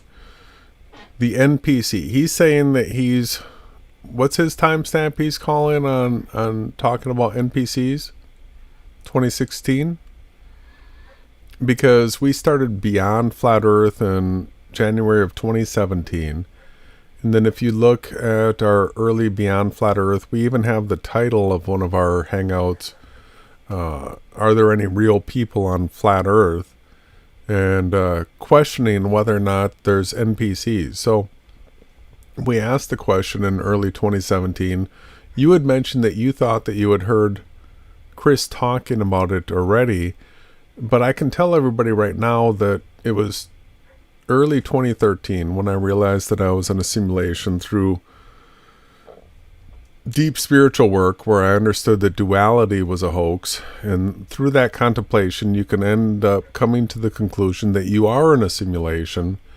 I had done so it was actually in 2013 that I was actually considering things like, could we have non-player characters in the world knowing that we're in a simulation? So we've talked about this ever since we first met. We didn't talk about it until early 2017. Chris is saying he was talking about it a little bit before that. There is that possibility, everyone. There literally is that possibility. Another term called organic consciousness, which would be more like a player, like in World of Warcraft, somebody who's actually on the keyboard rather than an NPC that's inside of the game. And so when we started, getting into the computer simulation theory, all these terms just started to make sense. Once I put that out there, I got two responses. The first was people were pissed off. How dare you dehumanize people? I can't believe that. The others were saying, hey, this is echoing a lot of what like Dolores Cannon said. She talks about background people. Helena Blavatsky talked about those with the divine spark, those without. The Emerald Tablets, referencing all the satanic work of Thoth, talk about the children of men and the children of light. And so these are like ancient ideas that now we just have modern terminology. He's trying to occult the children of light, which is a scriptural based term. Yeah, he's saying it's dark occult nonsense when it's actual scriptural stuff. We came to frame it the place in, where the light came into its own being. Energy work, Its own accord, astrology, manifests things itself like through that. it. It's really just code work, working with the code within the matrix itself, within this machine that we're in. And I'm a big believer in astrology. Machine that we're in. No, you have Mark sitting there with a dome behind it. What kind of a machine is behind the dome? No. Well, he said it's a pyramid, right? Yeah, pyramid inside of a pyramid. Which is crazy because I did a video back in the beginning in 2015 with this dude flying into a pyramid, and I think I might have mind controlled. This guy did an ayahuasca trip, and he went into my video, and so now he thinks that's reality. I was just doing some art, Chris. It wasn't real, bro. It was just art. Okay, sometimes I do stuff that's just art. Don't run with it, bro. But Chris did the DMT. Because Cherie is a great astrologist and astrologer. And if I don't read my transits when she sends them to me, I go out and I have a bad day. And then she's like, well, I told you, I sent you your transits. Here they are in Skype. I sent them to you at 8 a.m. Everything that you're telling me happened, I told you could have happened right here because of the stars. Why do the stars have such a big influence on us if they're millions of light years away? They have to be something else. I look at it more as like a circuit board, and you can see the different energy changes based on looking up at the stars, which takes me all the way back to the NPC concept. I think we are living inside of a digital reality. All right, we're going to timestamp that. All right. I think we are living inside of a digital reality. He didn't say holographic yet. He might. But so far, he's doing all right. We'll hold you to those words. I did a video that I wound up pulling later, but I don't know if you ever saw this. It was called The Elephant in the Living Room. And this was when there was the big flat earth debates. I know you saw the one I did with the Warriors and how there were the globe people versus the flat earth people. Yes. I had a little scene from that movie, The Warriors. But anyways, so The Elephant in the Living Room, which was this sculpture. And when you look at it from one perspective, it's a giraffe. And you look at it from another perspective, and it's an elephant. And the point of the video was saying it's neither a giraffe nor an elephant. Rather, what it is, it's just a piece of wire. And that's all it is. It's just a bunch of wires put together. And it just depends on the perspective that you have. And so if it is a holographic simulation the way that I feel that it is, not a holographic simulation. That's absolute COINTEL words. Holographic, hit your thumb with a hammer, or let me do it and tell me whether or not you think it's holographic at that point. If you look at it one way, then you're seeing the 2D plane. If you're looking at it another way, you're seeing the 3D holographic projection of it. So it's really in the eye of the observer. Yeah, the eye of the beholder. So when you take it on a consciousness... No, it's not. Everything is set, right? So if it's 30 degrees outside, Chris and Mark and Cherie, it's not cold for you and hot for me. It's 30 degrees. Just like everything else has its set functions. It's set attributes. That's what it is. It's not in the person's observer. No, that's do as thou wilt. That's just nonsense, Blavatskyan crap. Well, and it's relativity. Everything is relative. That's relative. That's relative. Relativity, yeah. Level 2, to me it makes sense that there are non-player characters within this reality here. So you opened up a door for me, Mark, that just went, it was a door that I didn't realize how deep this rabbit hole would go for me. It's gone way beyond flat earth and just really just breaking down the nature of reality itself. But in this day and age now, the term NPC is being thrown around just like it's a normal term, and there's nobody's taking offense to it, nothing like that at all, and it's just common knowledge. It's amazing how that happens, and I think this all spawned from the flat earth. If you don't mind me going off on another little tangent, when we first had you on back in 2015, I remember this. I think I would probably talked about this before. Sheree and I were out on the boat, and you called me, and you're like, "Hey, this is Mark Sargent." And I'm like, "Oh my God, it's Mark Sargent!" And I told Sheree, "I got Mark Sargent on the phone. Hold on." And I was like, all trying to act all professional, like I wasn't smoking pot on a boat. I'm like, "Hey, and Mark." I didn't know. Yeah, I'm like, I didn't know. "Hey, Mark, how are you doing? I'd love to have you on the show, man. You know, I saw Flat Earth Clues, et cetera, et cetera." We did a show that Friday. That Saturday, some of the hosts on TFR just started bashing the shit out of Flat Earth. And it was so bad that I called in. And All right, so now we're going to get some TFR backstory from Chris Geo here, the guy behind TFR. And I'm like, hold on. First of all, this is my station, all right? Don't bash my guests that I have on. Second of all, what y'all are talking about is completely and totally different to what we're talking about. And they cut me off and said, no. We're going to go by the Flat Earth Society. According to the Flat Earth Society, the Earth is moving up at this rate, which causes gravity and all this shit. And I'm like, that's not what we're talking about here at all, period.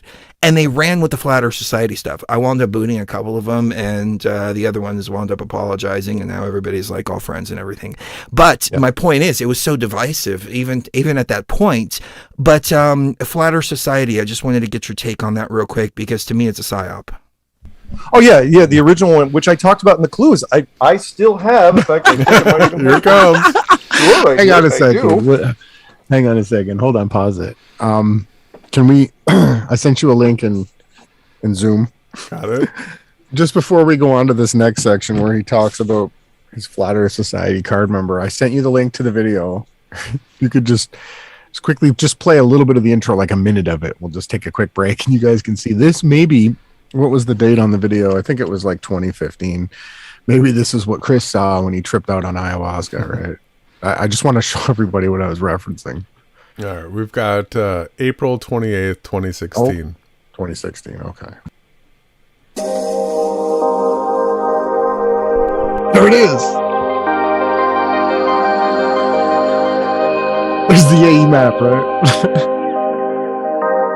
You totally messed him up on his DMT trip. I feel really bad about this. There's the pyramid.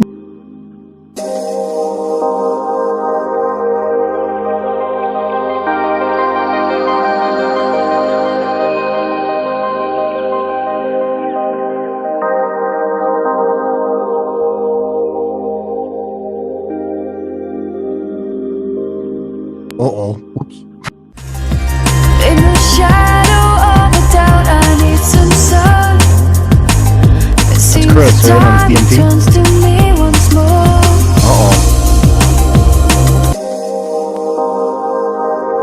Uh-oh, what's that?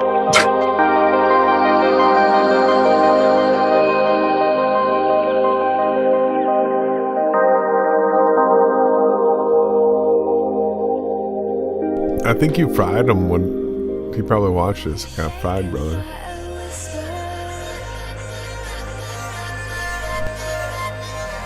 This And then world their diamond stuff.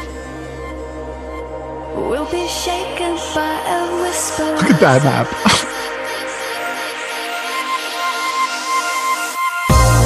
Earth's not alone. Research Flat Earth. That's a stereographic map right there. It really is. Yes, brother. I got the timestamps. Well, yeah, this was almost a year before I met you, right? I don't always go around talking about everything. Yeah, you could. I think there was a little bit more, but I just wanted to say that I hope this wasn't my fault. I'm sorry, Chris. That you think you live in a pyramid. Poor Chris. Thanks for playing the old clip.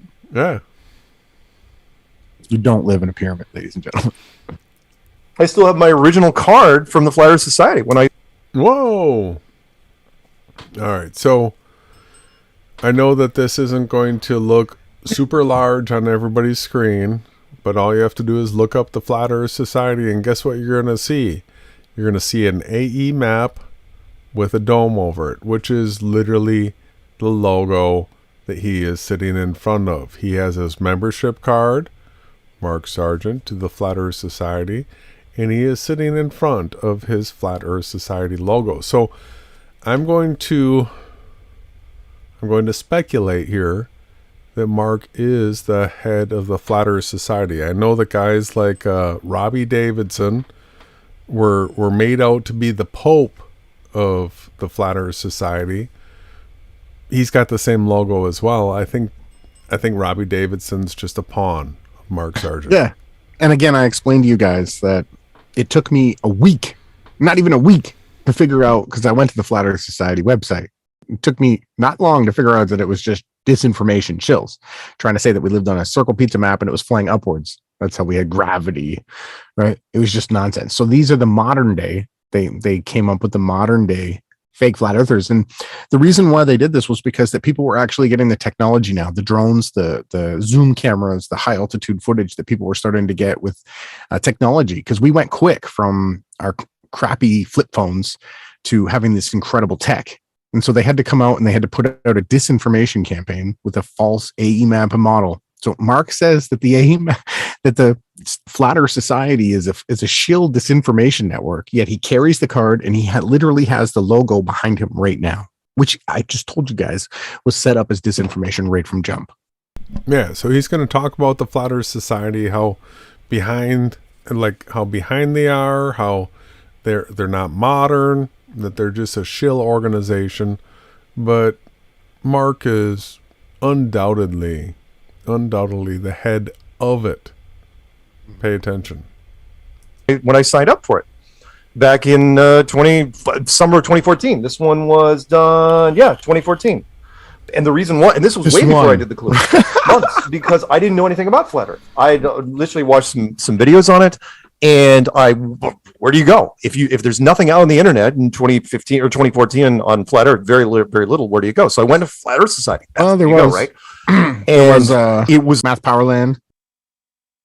Rory Cooper, from my perspective, Eric DeBay wasn't far from the scene at that point. And there was a bunch of other people on Reddit and a bunch of other flat earthers out there, but yeah, they were all promoting the fake false AE map model. Even I did, but you can see in early 2016, I was already showing stereographic maps, albeit there was a diamond one there. And then I literally showed people how you actually project a stereographic map onto a two-dimensional plane. Super ahead of its time. It was the weirdest thing I've ever seen, because it was practically a clinic on gatekeeping, meaning the people that were running the entry, the forums, were trolls. They were obviously trolls, and they were all doing the same thing, which was didn't matter how many people were coming in there. It's like, no, agents, disinformation shills, not trolls. A troll is someone that causes disruption for the truth. You control for the truth through making multiple channels, commenting, hashtagging, sharing stuff. That's trolling. Disinformation shilling is what the AE map and model people did in the Flat Earth Secret Society group. Go and tell PSYOP. Oh, it's just a joke. Nothing to see here. Move along. Nothing to see here. Move along. That's like, what? Wait, what are you talking about? Why isn't anyone fighting these guys? In fact, why are the trolls running that site? And then I started looking at other stuff, and it occurred to me, and I was like, oh, of course, you want whoever the trolls are, or you're just low level, PSYOP guys that are, it was easy to do. They just low level PSYOP guys. So this is the way Mark looks at everybody that promotes the Freemason New World Order AE map and model, which is the Flat Earth Society model. The only thing different between what Mark says and what the Flat Earth Society says is they have Earth moving up. The only difference is they took away Earth moving up and they just say density and buoyancy. That's all they changed. It's the only change. Shooed people away. So anyone who's even remotely curious, they never even got past the velvet rope. And the forums were just, thickened to where we were doing, I call it Flat Earth 2.0. After we started doing our thing in 2015, it was almost 2 years before anyone from that society even reached out to me. And they said, oh yeah, I like what you're doing, really good stuff, blah, blah, blah. And I had to stop them in mid-sentence. I go, no offense, man, but where have you been? And who the hell are you? Because we've been just ripping up the internet, and you guys are just old school. You've been doing the same thing for year after year after year. It's like, yeah, fine. Thomas Dolby was your founding member. Who cares? You guys haven't done anything. There's nothing on social media. That's all. That's what's, that's how this thing is going to move forward. So yeah, no, the Flat Earth Society was absolutely, and I'd never heard from him ever since. And no one He literally has their logo behind his head right now. And he has a card. So you're at the point right now, everybody, where you can either you be a Mark Sargent, Flat Earth Society, AE map modeler, right? Go with him, follow that team, go with Chris Geo, take the DMT. But at this point, Flat Earth diverges. It diverges into a possible Flat Earth as opposed to an impossible one. We've done conference after conference and meetup. Stuff we've done this last 6 years has been amazing. And nobody from the Flat Earth Society has been part of it. No one at all. And in fact, except for the guy that has the card who's on the camera right now. I was really surprised that you would have thought, if you want to, maybe we got so far ahead of them they couldn't catch up, that the PSYOP would have been like this Flat Earth Society comes out and disavows whatever we're doing. But we were so big at that point that they couldn't. Again, the big reason why we were so stunted after the first 3 years is that it took 3 years. Well, part of it was probably deliberate, but after 3 years, the programmers started realizing in YouTube, they're like, holy crap, when you type in Flat Earth in YouTube, almost 90% of what comes up is actually pro Flat Earth. We can't have that. And why would a flat earther talk like that? Oh, wow. We can't have that. Say, pay attention, everyone. And so then they had to start changing it, and sure enough, they did. They demonetized it by at least 70%. And now if you type in Flat Earth into YouTube, the first 20 to 50 entries are all very, very mainstream, and they're either heavily against or neutral mocking or trying to be comedy or whatever. But yeah, it's wild. But yeah, sorry. Sure. It's wild. He's not upset. Yeah, it's wild. Some of our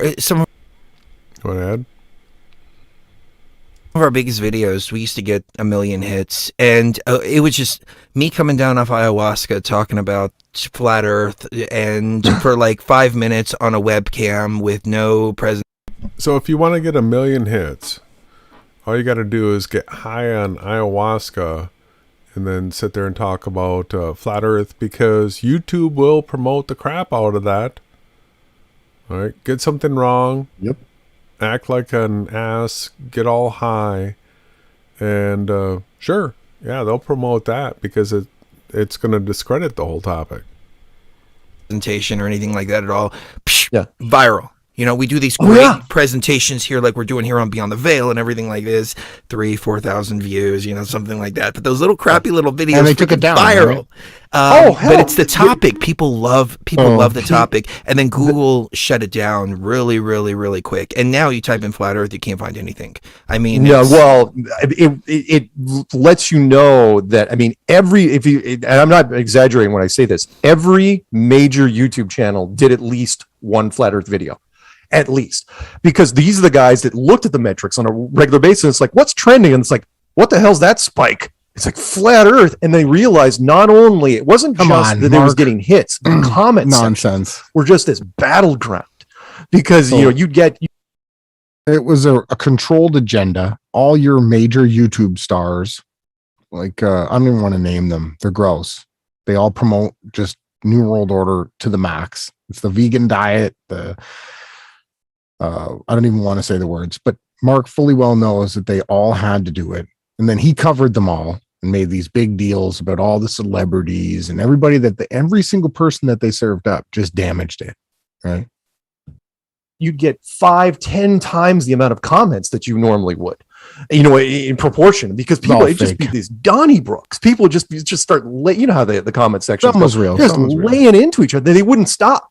Because it's so polarizing. Nobody, it's either really, really pro or really, really against. Nobody's on the fence. Nobody's like, Flat Earth. Is everyone, it's really for it, or there's really, so many really people like it. that. So many people say, what does it matter? I don't care. I still got to go to work. And sorry, one more thing, which was there was a producer that told me, I think it was on one of Slim Shady radio things, and they were just, it wasn't even a call-in show. And these guys were calling in from their cars, just laying into me. They were like heavy. And then I was done. The producer stays on the phone. He goes, "Oh, I'm so glad you didn't hang up." And I go, "Why?" He goes, "You don't get it." He goes, "We don't care whether someone loves or hates a topic as long as you're engaged in the topic." Yeah. And he goes, in fact, most of the time, he goes, it's when you're railing against the topic. It's that when you pick up, because like people are like, "Oh yeah, he loves this. Who cares?" But then you start to be like, why you hate it so much. Can I tell a real quick story? Please do. Okay. The high profile example was, and I don't care if I can tell it now, it was in the book anyway, was the Kelsey Grammer story, which was, he asked me, Kelsey Grammer from Cheers. And Mark has a book, huh? A book, and he hangs out with Kelsey Grammer and gets inside flat earth stories from Kelsey Grammer. Okay. And I just want to repeat again. Celebrities are needed. Listen, people that are actors are paid to lie. They're actors. It's the last people that you need to be following for truth. Look where the truth is being censored. And not always that way, because sometimes there's just crazy people out here too. Find stuff that resonates with you. And how do you become a celebrity? By joining the society. That's right. Frasier and, at television. Kelsey Grammer. Oh, okay, Frasier. Okay, Frasier. I know who you're Kelsey talking Grammer about from now. Frasier. Yeah. So he was talking to me about flat Earth, and he goes, "Don't you want to know how I found out about it?" And I go, "Sure. How'd you find out about it?" He goes, "Amy Adams told me at an Oscar party." I'm going, "Okay, how'd that go?" And he goes, "What you don't know is there's a lot of people in the entertainment industry, because they're so open-minded, that behind the scenes, publicly they don't ever talk about it. They don't talk about conspiracies. Behind the scenes, they're always whispering about conspiracies because they hate the government, they hate this, and they hate that. And they're all whispering about all these things." And Amy Adams walks in the room, and she goes, "Nah, you can put all that BS to bed. Let me tell you the crap my father's into." And he goes flat Earth, and she just starts ripping it. She just hates it. And again, what people don't understand is, like, if she had been like, "Oh yeah, it's a really cool thing," people wouldn't even paid attention. But she was so angry about it, people just start breaking out their phones and going, "What the hell is she talking about?" And because they were looking it up, so she was converting people in the room, or at least addressing, bringing up the topic to them, infecting them, as it were, just by bringing it up. So again, loving it, you're infecting people. Hating it, you're infecting people. On the fence, you're not doing anything to it. And that's how we ran into so many people, is because, again, it's so polarizing, because it's sort of like the white dress, black dress issue. Remember that thing, that stupid white dress, black dress from back in the day, where it's like, you look at it, it's like it's black, but you could have 10 people in a room, 7 people say it's black, the other 3 think it's white. All of them would pass a lie detector relativity test, but they would get, it's like, "No, are you kidding? You're an idiot. It's obvious." Well, who's right and who's wrong, right? And it depends on how you're looking at it. And that's was this case, which the was color of the dress is the color of the dress. It's not how you're looking at it. No. Nonsense.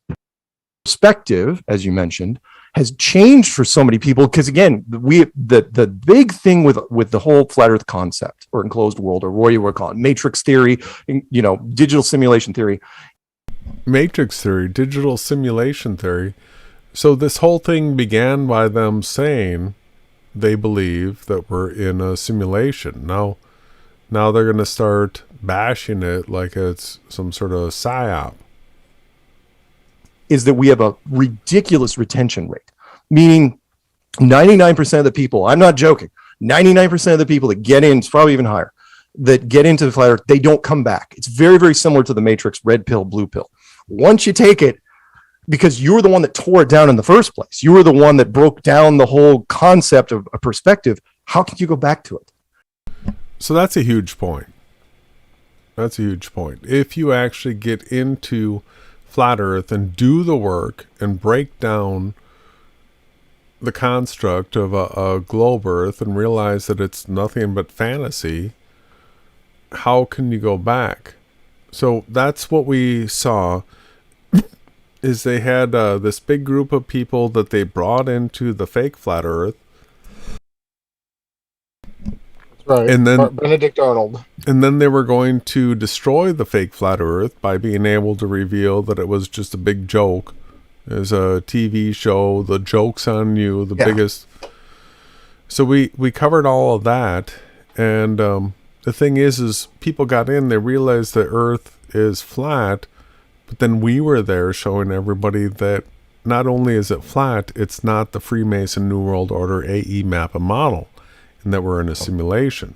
So you have guys like Mark and you have guys like Chris that are trying to co-opt the fact that we're in a simulation while disinformation in people to still psyop it. Well, we're not spaghetti monsters and pyramids in the sky, right? Mhm. Not going to let it happen. David's got your donut holes and ice walls beyond his ice walls, right? Beyond more ponds. Everywhere you go, you just get nothing but vain imaginations and heliocentrism somehow tied into everything that's not scriptural. Everywhere you go, you have the same ending, infiniteness. You're the one that tore it down. You're going to try to put that back together. Good luck. And they couldn't. And so those people became very, very passionate. And so even though, they were talking to friends, they get chastised their friends, they weren't backing down. None of them came back. It's like, well, I'm back into the globe again. It's not like alcohol. No, they ended up, their families hate each other now. Are you kidding me, Mark? What he's just slapping off here is just one of the greatest divisions we've ever seen. When people started to question their reality and they actually disproved that they were living on a twirling, flying, spinning ball, right?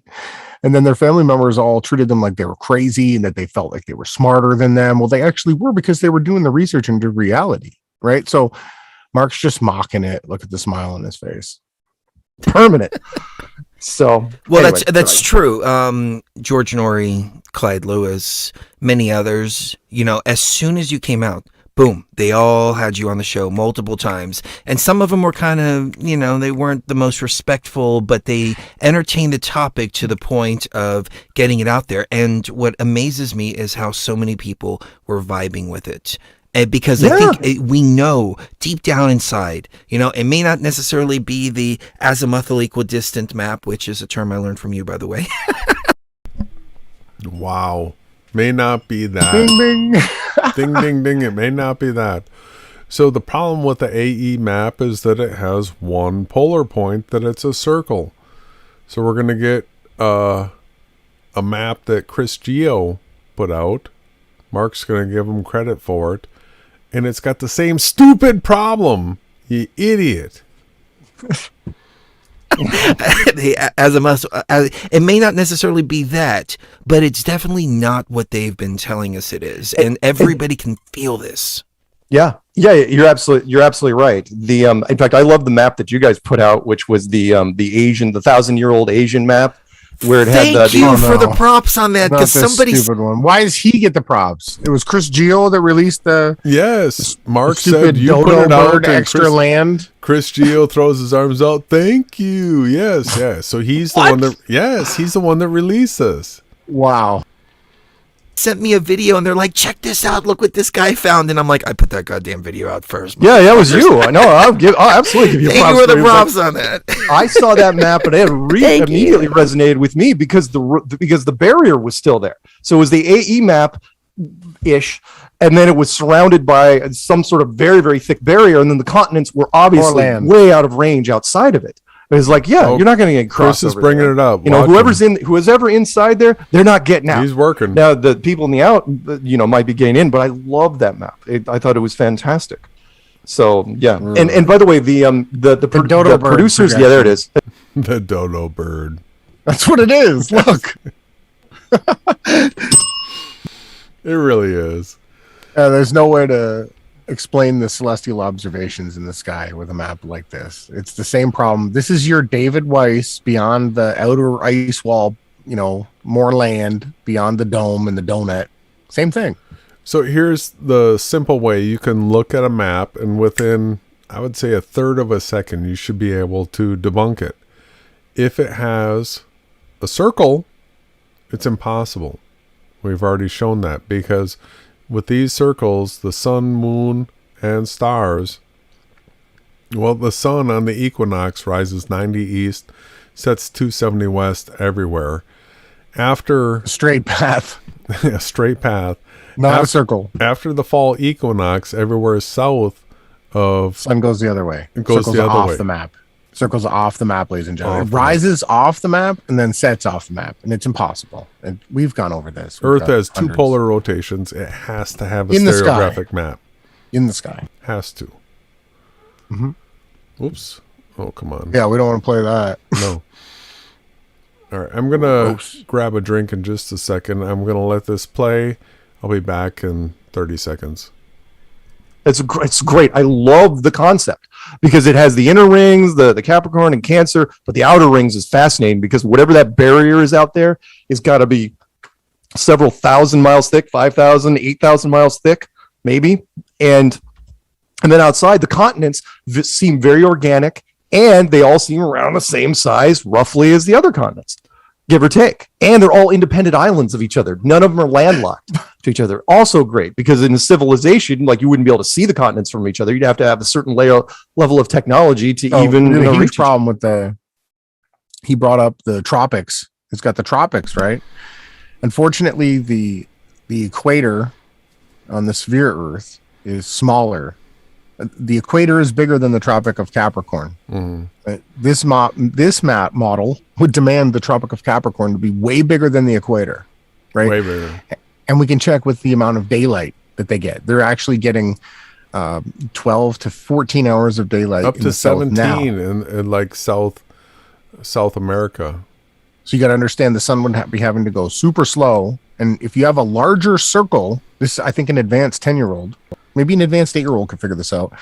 You'd have to go much faster on a larger circle to beat someone on an inside track. You'd have to go much faster. And this absolutely destroys the circling model. Just the tropics alone. And I don't know why Mark brought them up. Because it's the AE map, and he's the Flat Earth Society guy. He's well, this is the David Weiss. It's David Weiss is, and it's square. It's got 4 corners, right? Yeah, there's the 4 corners. The 4 corners, right? It's a pyramid, right? And the AE map is the top. We're looking at a downwards projection of it, right? All these land masses are supposedly on the sides of the pyramid. That's what they're going to say. It's a pyramid inside of a pyramid. I thought it was great. To me, this makes sense because, you see, first of all, the flight patterns, I'm not going to rehash that, but if you look at the flight patterns on an azimuthal equidistant map, which this is very similar to, it makes sense. It's all flat. No, it's no.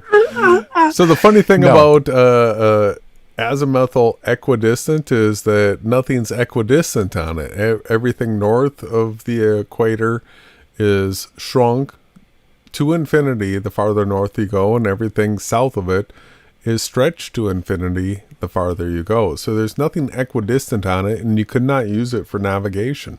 So he's just straight up lying to his audience now. When he goes to the side camera like this, it's usually for him to show off hand signs. So this would be a time period to watch for a whole bunch of satanic hand signs until he goes back to a front-facing camera. Eyes in a straight line. And just for people that don't know, that's the map that navigators will use. Pilots. Hang on. This is so ridiculous that he brings this up. No. Navigators use maps that they give you a circle of sight on the map. It is in no way a circular model. It's a circular radar. You only can see so far out because the signal gets weak. That's it. He's trying to state that they use AE projections. They don't use them in any navigation systems at all. You can't grid a circle map. You can't. It just doesn't work. How easy was it to call that? I didn't even look at this section closely. I just saw that every time he goes to the side view, he does it so that he can throw satanic super hand signs. satanic hand sign. Yep. It's got no power. Ship navigators, they'll all use this map right here. Truth has the power. A variation the of it. The inner part of it. Yeah, the inner part of it. This is a 10,000-year-old map that was found in the... Prove that, mother... You son of a... Yeah, Earth's 6,000 years old, but this is a 10,000-year-old map. The flood, we can date the oldest tree to like 4,500 years. And we can do this checking strata and other things like the way that the different layers of strata were let down because it was indicative of a large amount of water pumping on top of the earth, as well as there's seashells and clams in the very top of Mount Everest. And we can actually date this stuff back to around the time of the end of the flood. We can't go back any further than that, ladies and gentlemen. If anybody comes to you and they say that the earth is older than 4,500 years, and we say 6,000, because we believe there was 1,500 or 2,000 years prior to the flood happening, that there was creation. But all we can truly prove is that there was a great devastating flood roughly 4,500 years ago. And you can actually do the mathematics with the population and come to the same one that we're at now, roughly 8 billion people. It's crazy that he tried to say that this map is 10,000 years old. Okay, ladies and gentlemen, they were not making maps. I don't even think they had maps 4,500 years ago, let alone 10,000 years. What Paper kind of and ink? Come on. What kind of a statement does this guy think? What, like...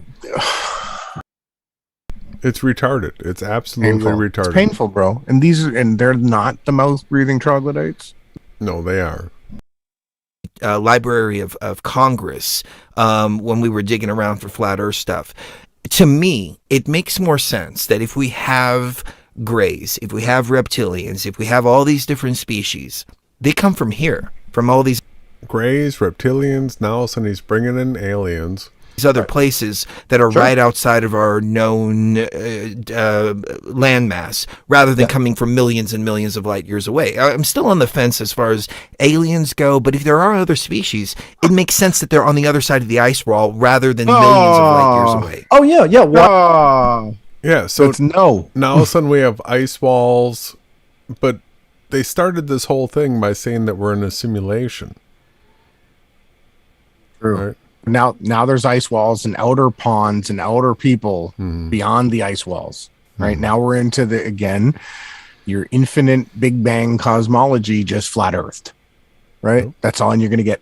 He's saying 10,000 years. Then they're going to say 20,000 years. Then they're going to say the Akashic records say that this cycle is 26,000 years. And this is one cycle in 30,000 cycles. And we're 14 billion years old again. Like, when will people finally wake up and see through this? And you know what? I actually believe they do. I think we're giving them a lot more airtime than just about anybody else online is. We can keep going. I'm just saying, like, if you guys want heliocentrism with a flat earth, this is the channel. Subscribe to Beyond the Veil. Yeah. How many times did Chris already say global? Global. But this is his flat earth globe, right? Why would they have to be? I've answered that question many, many times. They say, well, are there aliens? I go, yeah, sure. I go, but they're not from Mars and Jupiter and Venus and all that. And I have to address the thing to Sharia as soon as I do that, which is, it's like they're just, they're much more. Hang on. He doesn't want to mess around or upset the astrological. So Sherry is the one that'll tell you all your fortunes and what not to do. You're going to be powerful this month due to the rising, all this stuff. This is Sherry's bread and butter. So Mark doesn't want to insult her, right? You see that? Exactly. Much closer. And but the thing to Sherry was, people have asked me, since the beginning, they say, well, doesn't flat earth kill astrology? And I go, no. As a matter of fact, it does the exact opposite. It reinforces it. Yeah, in fact, I go, fine. I go, does it make more sense that whatever points of light you're looking at are millions of light years away, or they're right here? Because they're right here, they're very deliberate. They're just for you, and the whole thing becomes much more intimate. I go, it makes way more sense. I go, it takes nothing away from astrology at all. But the notice that they don't want to talk about the Clyde Lewis George. Who put the stars there and what the stories actually tell. No, right. No. Nobody wants to talk about that. Cherie will tell you what you can do because of the way that the stars are moving, but she's not going to tell you what the pictures are actually telling you, right? Neither will Mark. They just talk about how there's close. It proves there's a God. Yeah, how close? Within your circle of sight, how far can you see? Yeah. Well, the average person is going to see maybe up to 20 miles on a really good day if you have the right conditions. Right, as far as elevation and all that kind of stuff is concerned, 30 miles, you got to be in an exceptional place. 40 miles, you're in like the 0.1%. 50 miles, I saw one example that I thought might be real. 60 miles, I saw one example that I thought might be real. After that, it's all bullshit.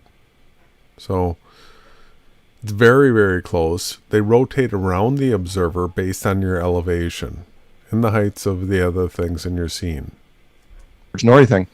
I learned very quickly because I talked to, I got a chance to talk to hosts before we were interviewed and after.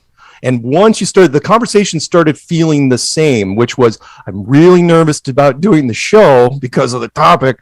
And then I'd try to fill in the blanks. I'm going, well, look, it's the chat room you got to worry about, because the chat room is going to attack, and they're going to attack fast and hard and all this.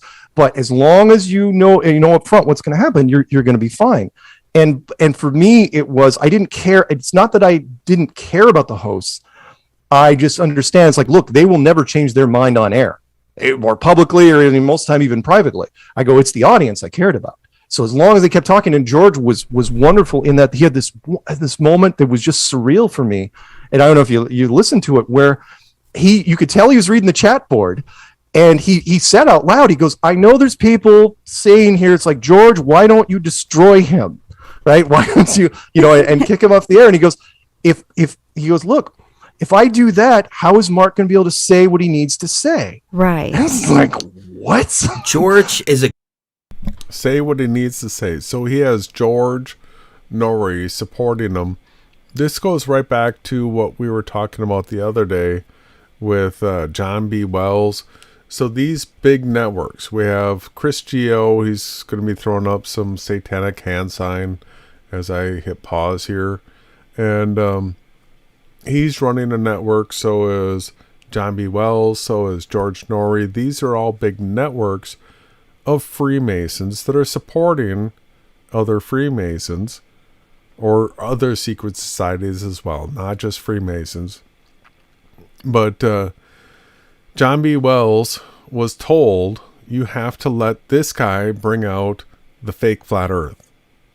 All right. And he did so. And so these guys are going to just put the love on John B. Wells when he's a shill for allowing Mark Sargent on. And this is Norrie.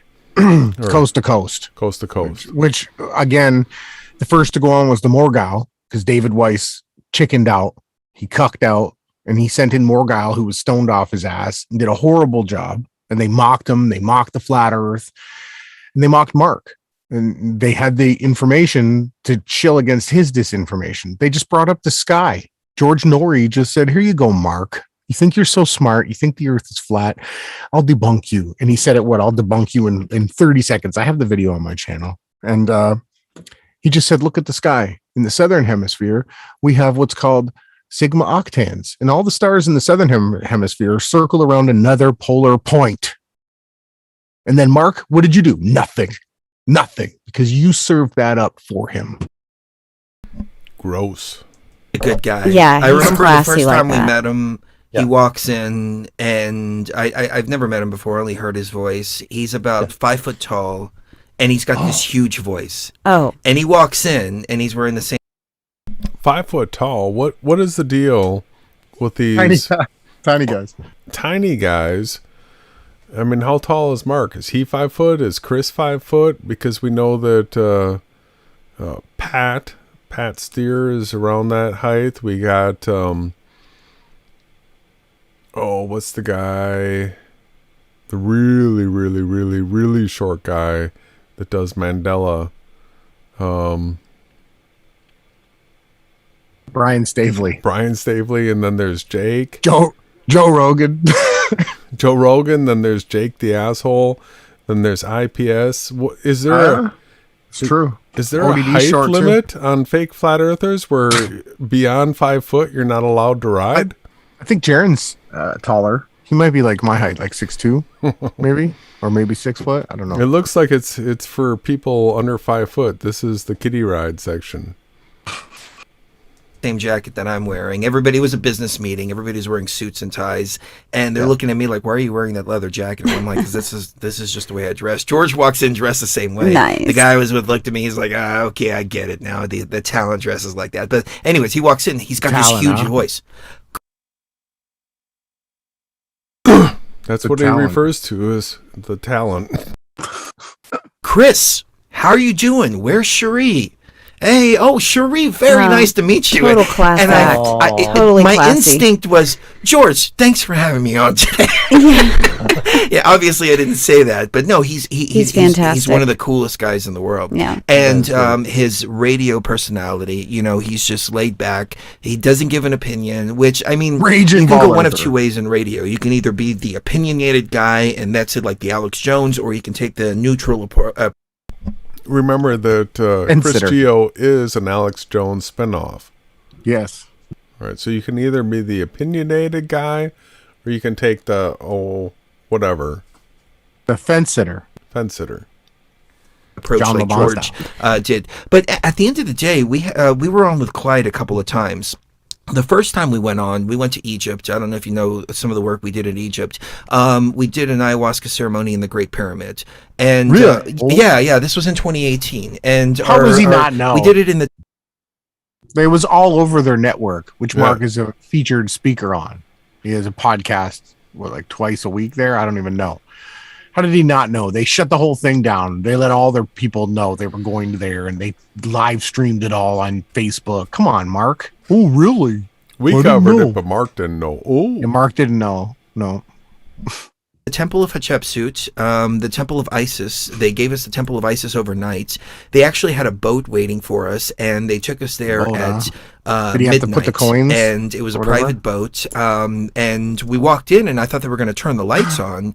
And so they get a private boat. They're going to the pyramids. They're going to get. I thought they're going to turn the lights on, but no. We're just giving you the whole temple to yourselves, lights out. Who gets this kind of treatment, people? Do your thing. Because you're not allowed to go anywhere near them because they're falling apart. You're not even allowed to go within like 200 meters. It might be even larger than that now, ladies and gentlemen. You can't go anywhere near the pyramids because you'll be able to see that they were actually concrete form. Well, They turned the sand into blocks. That's how they built it. I know another Freemason spiritual teacher that got the same treatment too. So apparently, if you're high enough up the Freemason network, you can get your night in the pyramid if you schedule it. Wow. Mm-hmm. It's not enough rock to hide them. I'm live streaming, and I'm like, all right, we're about to light this motherfucker up. And I said, are you guys going to turn the lights on? And they look at me and they said, not for what you guys are about to do. And nobody knew what we were doing, but obviously they did know what we were doing. So we went in the Holy of Holies and did an ayahuasca ceremony there. About a week later, we went and did one in the Great Pyramid. They locked us in the Great Pyramid all night. And they opened up all three chambers. So they opened up the King's Chamber, the Queen's Chamber, and the Subterranean Chamber. And we've got video of all of that. And oh my God, it was just the most incredible experience. But what I'm getting at is the point that we were, the reason that we went, and there's a website called resettingthematrix.com that I put out in 2018 because we were going to do a documentary about it. I never got around to putting the documentary together. But the premise was there's a virus in the system, and we need to reboot the system. We need to reset the matrix. You know what? Hang on. They think the virus is Christianity. I just want everybody to know. Yeah, when you hear Chris absolutely. talking, when Chris is talking about a virus in the Matrix, that's people that believe in the death and resurrection of the Son of the living Creator, right? And that through the belief in that and through righteousness, we'll be reincarnated over and over again. Right? We'll always be brought back. He's saying that that's the virus. Right? The NPCs are people that believe like Jason and I, and not your average Christian. That's not who he's talking about. He's talking about people that truly believe it. He thinks that we're the virus, right? So I went on with Clyde, and we talked about it, and Clyde was like, he didn't say this, but I could tell his energy. He's like, you guys are crazy. Y'all did some ayahuasca ceremony in the Great Pyramid. You think you reset the matrix, et cetera, et cetera. And and when we came back, I said, there's going to be a 4-year countdown clock, and it's going to end right around December 2022.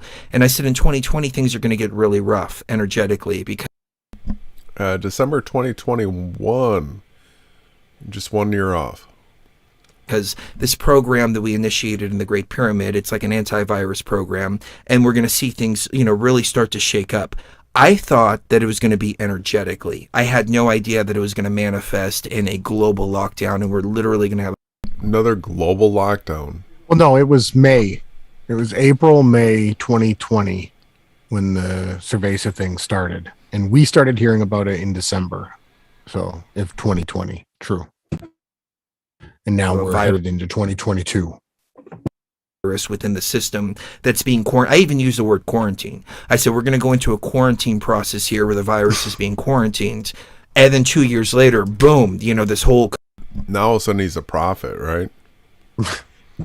New World, Oh, he caused it. New World Order agent. Yeah, he's going to say he caused it too coming up. COVID thing happens. So we actually had a host on TFR, and he quit. He was a real diehard Christian because he believed that Sheree and I started the apocalypse. So he took it very, very, very seriously. But my point of saying all this is there was a sequence of events that took place, and when you think he was referring to Skiba or Skeevers? Did he quit? I don't think he quit. Well, no, he didn't quit, but he quit, right? Maybe. Did he go on vacation in Cancun because he thought that Chris was bringing about the apocalypse? Maybe. He might have. Might have. When I said that you're responsible for this apocalypse, I was, it was tongue in cheek, but at the same time, it needed to be done because the way the system is working, it's been working in such a corrupt way where it was corrupting consciousness. It was corrupting everybody that's here. It was, if you look at it from a computer perspective, it was corrupting the data that's in the matrix, and something had to be done about this virus. So we went and did what we did in Egypt and came back. And what was interesting is when we did our thing at the pyramid, there was a 3-day historical flood that happened on that night. And then we went and did our thing over at the temple of Hatshepsut in Luxor, which is 8 hours away. Beautiful blue day. We get back to the hotel room. There's a huge storm that comes down, and the boats are flipping around in the Nile. We've got all this on video. Then we go out to Abydos. We do another ritual in Abydos, which is 3 hours into the desert, and it rains for the first time in 15 years in Abydos. So something interesting happened, in Egypt. And at the time, I was like, well, maybe it was just a coincidence, and maybe it was just the cool ayahuasca experience. But looking back, I think we did some major energy work. So the reason that I outline this story is to bring it back to Clyde, because when we went on with Clyde was like kind of thinking, wow, you guys are really out there, y'all are, Then he had us on again just recently, and he freaking loved the show. We were talking about Free Guy, we were talking about Metaverse, we were talking about NPCs, we were talking about a little bit about Flat Earth, we were talking about holographic simulation, and he's like, you guys were right. You want to add something here, brother? We got Free Guy, we got Matrix, we got Holographic Earth. This guy's loving it. At least they're talking about some close things to the truth. Yeah, so it baffles me how these guys talk about it like, oh, everybody loves this topic. This is the greatest topic. When we talk about it, there's shills, crazy. Yeah, you guys are crazy, right? Yeah. If it's a simulation, that means it could be anything. Yeah, right? That's all we ever done. But then I don't like the word simulation. It means satanic. You're like, this is the greatest, deepest, most intellectual, troglodyte or something? Mouth breathing troglodyte. Yeah, so we've been saying this since we got started. Go back to the very first hangout Ronnie and I did. This is what we've been talking about the whole time. Now all of a sudden they think it's a cool topic, like people can handle it. But he's going to go on to say, well, this guy can talk about it off camera, but he can't say it to his audience. His audience can't handle it. That's really creepy to me, that somebody would not share what they actually believe in because they were afraid that their audience can't handle it because they're afraid of losing money. That's really creepy, in my opinion. Right about this the whole time. We're living in a matrix. They're creating a matrix within a matrix, et cetera, et cetera. And so I see, with people like Clyde, I don't want to speak for him, obviously, but I think in the back of his mind, one, he had you on, and he had you on multiple times. He was thinking, I really resonate with this. I just can't say it because my audience will be divided as a result. Yep. And I can't say it because my audience will be divided as a result. So we have just shared what is the truth the whole time, not caring, because we're not trying to be making money off of this. We're not monetized in any way. Self-funded work in order to be able to share this stuff. Mhm. But this guy won't share it because he's afraid of losing his paycheck. That's gross. Really gross. I mean, how much further did you want to keep going? You want to keep going? I don't know. I'm starting to wonder maybe if I'm starting to get tired, and I don't want to say anything that's ridiculous, right? No, I'm kidding. Because it's a pretty big hangout. Let's get up to 5822. That's the first section. We might have to do another hangout about the whole Freemasonry thing, because they go off the rails into Freemasonry. So it's another 10 minutes of content, or 9 minutes. That's good. Okay. Even, when he had us on last time, he was totally on board with everything we were saying, but he still held, his own kind of neutral kind of position. Oh, yeah. But it's amazing how many people are so receptive to it, though. Yeah, I mean, I got most of the interviews they were completely unsolicited. I never had to pick up a phone, which was just bizarre. People asked me, like the Coast to Coast thing. I had someone ask me, it's like, oh, how many times do you have to solicit the show before you got on? I'm going, the what now? I go, they called me, and it was one of the most awkward conversations of my life, because I didn't have a DVD. They kept saying, what's your DVD? What's your website? What's your book? I go, I have none of these things. Like, why are we talking to you? I go, you called me. You tell me why you're talking to me. And then they said, okay, give us the nickel tour, and I did. But so most of them I got, but here's a great example for you. Some I didn't, because they were too worried. The Alex Jones show, early on, This is where Chris Geo spun off from, is the Alex Jones show. Time Warner, to be specific. Mm-hmm. They contacted me and said, all right, but it was another interesting conversation, because they said, how long can we talk about flat Earth without actually saying flat Earth? I go, the term? And they go, yeah. And I go, if I dance around maybe 10 minutes, and I go, yeah, we can't take the chance. It's just, the backlash is going to be too much. Fast forward 4 years later, and they had David Weiss from DITRH on there, but only because he was friends with Eddie Bravo, and Eddie Bravo was sitting high as a kite right next to Alex, literally physically to him, and David was up on the screen, and you could tell. It was like, anytime that Alex looked like he was uncomfortable, Eddie would rib him, literally rib him. He's like, no, you gotta watch David, man. He knows what he's talking about. It's like, what? And that's how the show went. But that. All right. So do you see the staging here? We've got Eddie Bravo, because he's friends with David Weiss. David Weiss gets on the Alex Jones show. We've been showing. Not Dubay. Yeah. It's supposed to be Dubay, right? They had said that they were going to have a debate. Neil deGrasse Tyson and Dubay was the one who was supposed to go on Alex Jones. But then all of a sudden, Eddie Bravo has Dave on, which was the craziest thing. And the weird thing is, because Eddie Bravo and Eric were both martial artists, so, they always repped each other more than David Weiss, but yet he's the one who shows up and goes on with his, infinite donut holes and outer ponds and stuff, ice walls. Mm-hmm. That was the only reason it happened. Most of the time, though, again, the bigger they are, the more skewed they have to take it. They have to say, well, it's obviously fringe and they're obviously wrong, or they'll go even worse. They'll say, well, we interviewed Mark for 5 minutes, but we talked to this NASA guy for 10. Let's talk to this NASA guy. I remember seeing that, and I thought that was real unfair. They hoodwinked you. They didn't give you a chance to reply. Oh, are you kidding me? Like, everything that Mark did, he got hoodwinked. It's Jaren's story too. They only took the things that I said that was stupid, right? We always say, now everything that you guys said was completely scripted and meant to be mocked. Every single word. The audience.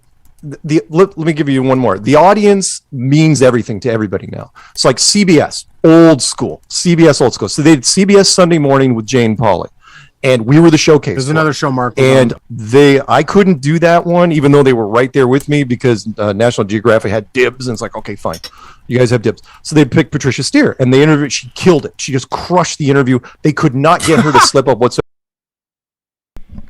The person that Mark brought onto the scene and told was going to be able to do all this stuff. Right? The agent, special agent Steer. The stories, people, pay attention. Whatever, because they'll just keep you talking until you slip up.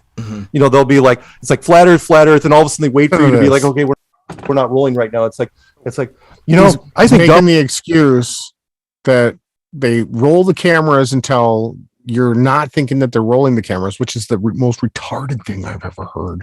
When you're sitting in front of a camera, you're on the camera. So what he's suggesting here is they always try to bait people into saying something like the Earth is really a sphere or something, because that's what all of these agents do. This will be really bad for the flat Earth.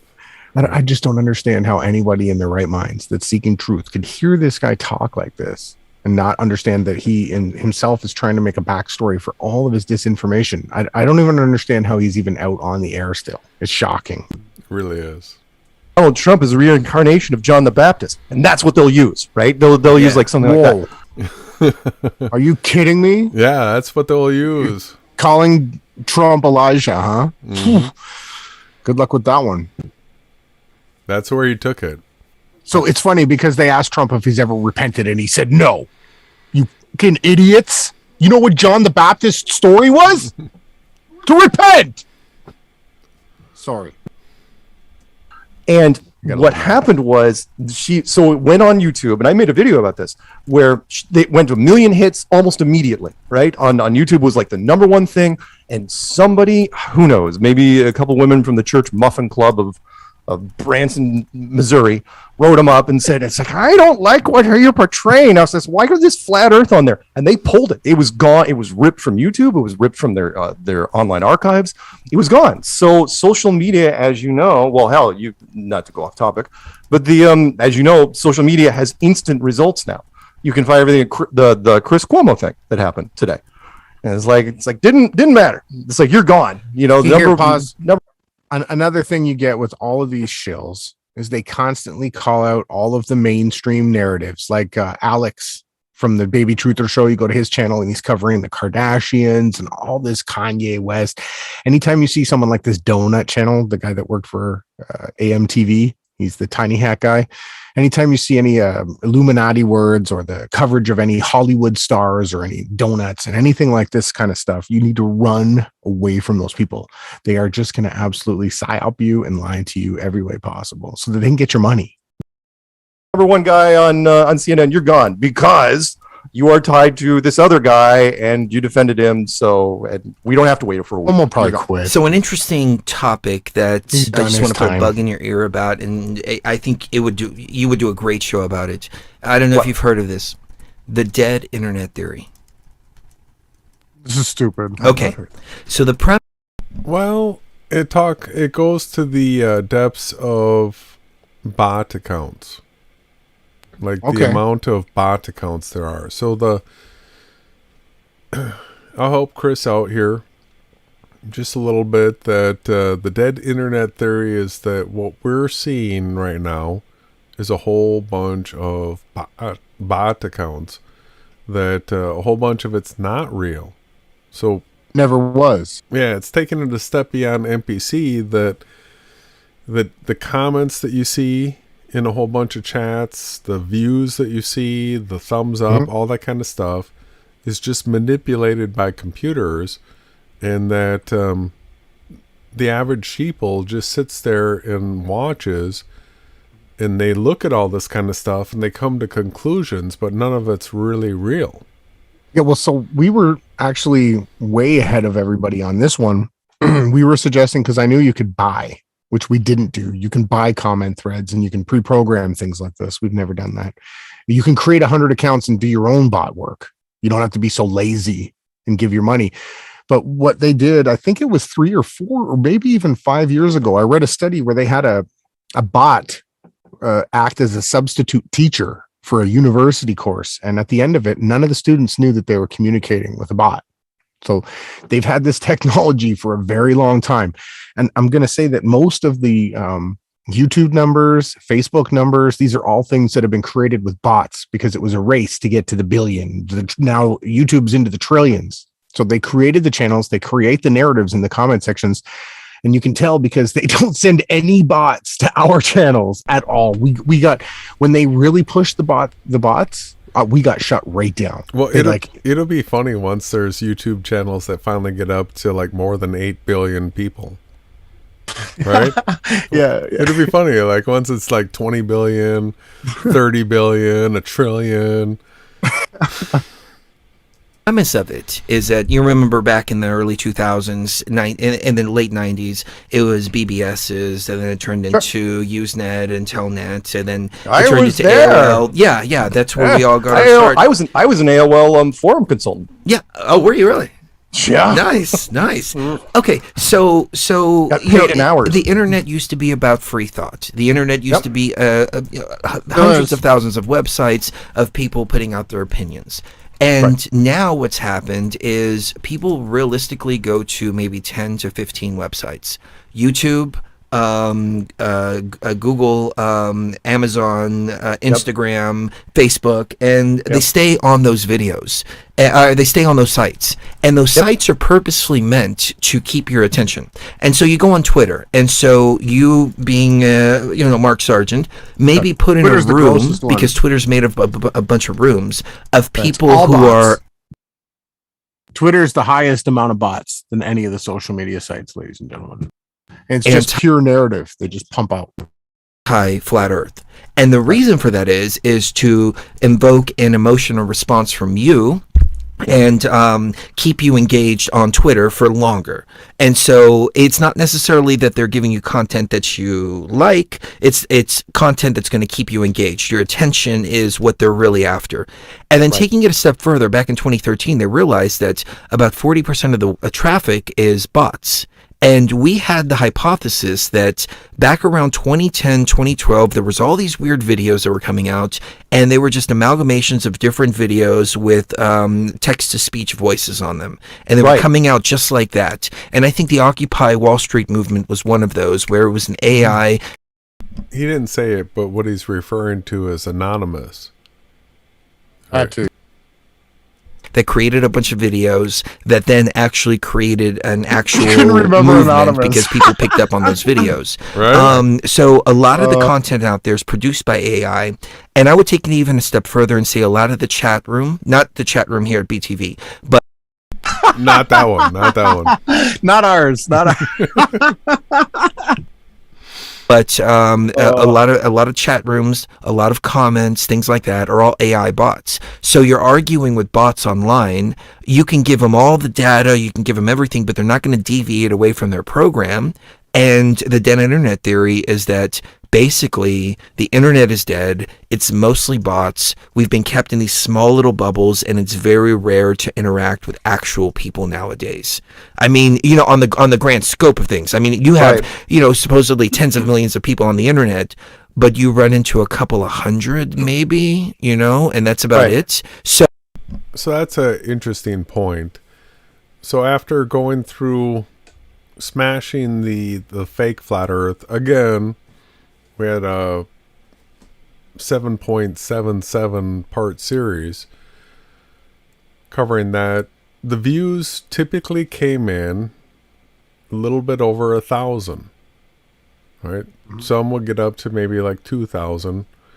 And so if you're paying attention to the people that know the earth is flat and that the AE mappa model is impossible, you've narrowed yourself down to a group of somewhere a little bit over 1,000 people, I might guess, unless if a bunch of these are shills too. So it's not a huge group of people that actually care about the top level truth in the world. So I don't remember who it was. I think it was Emily Moyer that said this. She said, don't read the comments. She said, the comments can be used to steer people in different directions. And I notice sometimes we'll get comments that have nothing to do with the video, but are some kind of negative comment. And I think the reason for that is is to get people to read through the comments before watching the actual video, believe the video is about a certain thing, and then click off of it if they don't want people to see that video. I managed to beat the algorithm on Facebook briefly. I started a new page. It went viral. Everything I would upload, 150,000, 200,000 views overnight. I would wake up. I mean, Cherie and I were going to a fucking doctor appointment for her leg, and I just turned on the camera, start talking about some stuff that we talked about on the show. I wake up the next morning, 250,000 views on that video. I was like, wow, this is amazing. In those comments, I was reading things over and over and over again. I guess, I need to tell you the content of the video real quick. I was talking about what callers were calling in on our show, and they were talking about QAnon. Now, I never went along the QAnon lines. I always thought QAnon was either a psyop or an AI. PSYOP or AI. So, how well do you remember the content that Chris put out during the re-election phase of Trump? I would have to go back and pay closer attention to it, but to my recollection, he was extremely pro QAnon and extremely pro Trump. Yeah, he was, Chris. Yes, 100%. Okay. For so long. Yes. All right. So that was the nature of his content, and now he's going to go on and deny it, and then say that he actually got called out in mass media, big time stuff. So. And then we came across the thing called Operation Trust. Operation Trust was something used in the Bolshevik Revolution, where it was almost line by line the way that the Q thing was playing out. The elite are going to be taken down. There's a group of people in government who are going to take them down, et cetera, et cetera. It was all repeated before. So this video was a small 10-minute video where I say 4 times in the video, I don't believe any of this, but we had a lot of callers call in yesterday. They were insisting that Trump's going to be reinaugurated in March. They were insisting about this. They were insisting about that, et cetera, et cetera. And people were jumping on that, ignoring the fact that I said, I don't believe any of this, and just running with that. It got so bad, USA Today did a fucking hit piece on me by name, calling me a QAnon supporter and this and that, and that I'm making all these claims, etc., completely ignoring the fact that I said 4 times in that video, I don't believe this, but this is what people are calling in on. And since all right, so it wasn't just that video. All of his content was pro QAnon. All of it was pro Trump. So he's pointing out that USA Today actually did a hit piece on him, as he was like the top QAnon guy that they could point to on the internet. So when you talk about these narratives being rolled out, it's through guys like Chris. It is. So we're pretty much up to this first section that we wanted to get through. There's a whole nother section. I've got some timestamps. The topic of predestination comes up, NPCs, cheat codes, and then there's a huge section on deep Freemasonic connections that these guys are connected to. Wednesday. And Chris took down, he put it on private, right? So we're going to have to come back and we're going to have to cover it the way we do. Midstream, ladies and gentlemen. Everybody saw that happen live, right? So again, hopefully that everybody that's in the chat and the lurkers and not in the chat, hopefully you guys are going to have a good, relaxing weekend. Make sure you wind down, take time just to be comforting, relax, and slow yourself down. I know there's a lot of stress. Cherie brought up that this is an experiment to see if they can make people go crazy. And what I'm telling you is they can't make you go crazy. You control your own thoughts. You control your manifestation of what you want in your reality. Choose to do it peacefully, right? Fight for truth too. Absolutely. So I guess we'll wrap it up for tonight. Brother, where's the only place anyone's going to ever hear this? Only on Team Yahawahashai. But that's neither here nor there. Cherie and I were talking about the end of the world, and the world is coming to an end, no doubt about it. we have a little different take on what's going on, but I think that Mark Sargent is to blame for a lot of this.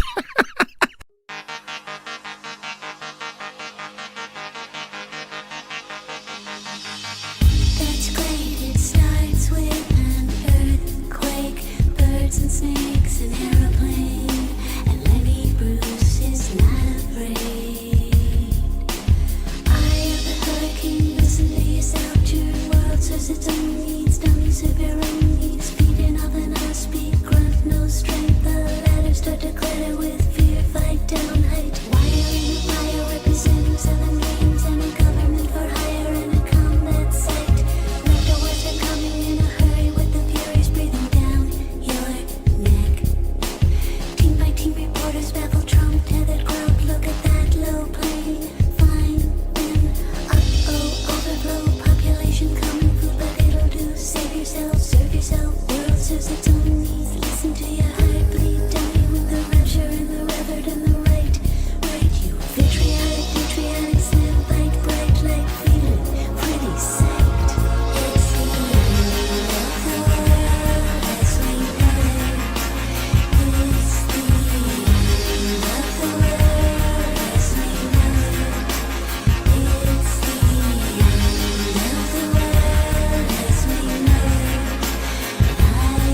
feel 6 o'clock TV hour, don't get caught in foreign towers, flashing burn, return, listen to yourself, churn, locking in, uniforming, book, burning, bird, letting every motive escalate, auto move, incinerate, light a candle, light a votive, step down, watch your heel, crush, uh-oh, this means no fear, cavalier, renegade, steer clear, turn 'em in of lies, all the new solutions, up in the alternatives, and I decline. It's the end of the world as we know it. It's the end of the world as we know it. It's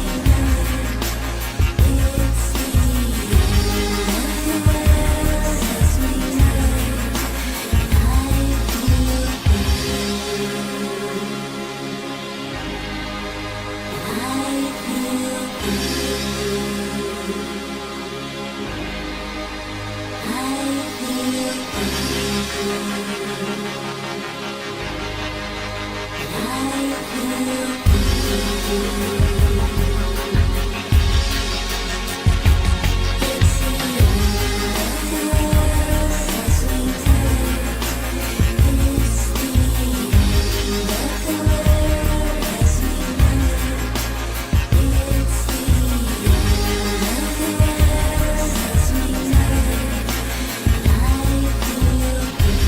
know it.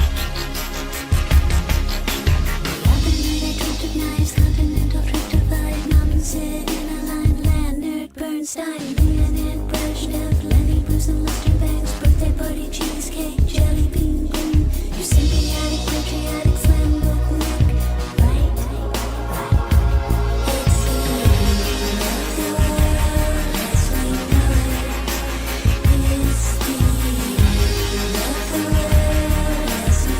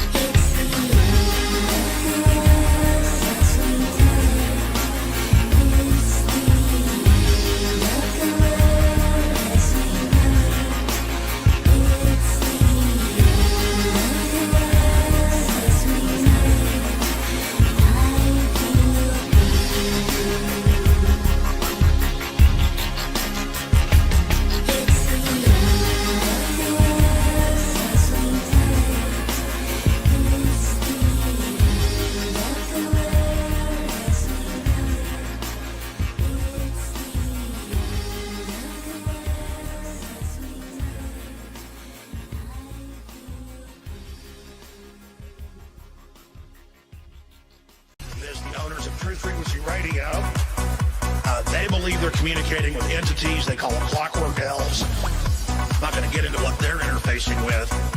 They believe they're in contact with off-world groups. Chris Geo, True Frequency Radio, he takes it. You see the elves, little green hats. We're in trouble, ladies and gentlemen. We're in trouble. The clockwork elves, all of it, I shouldn't even get into it. There's a reason they're all whacked out of their minds. They're taking DMT.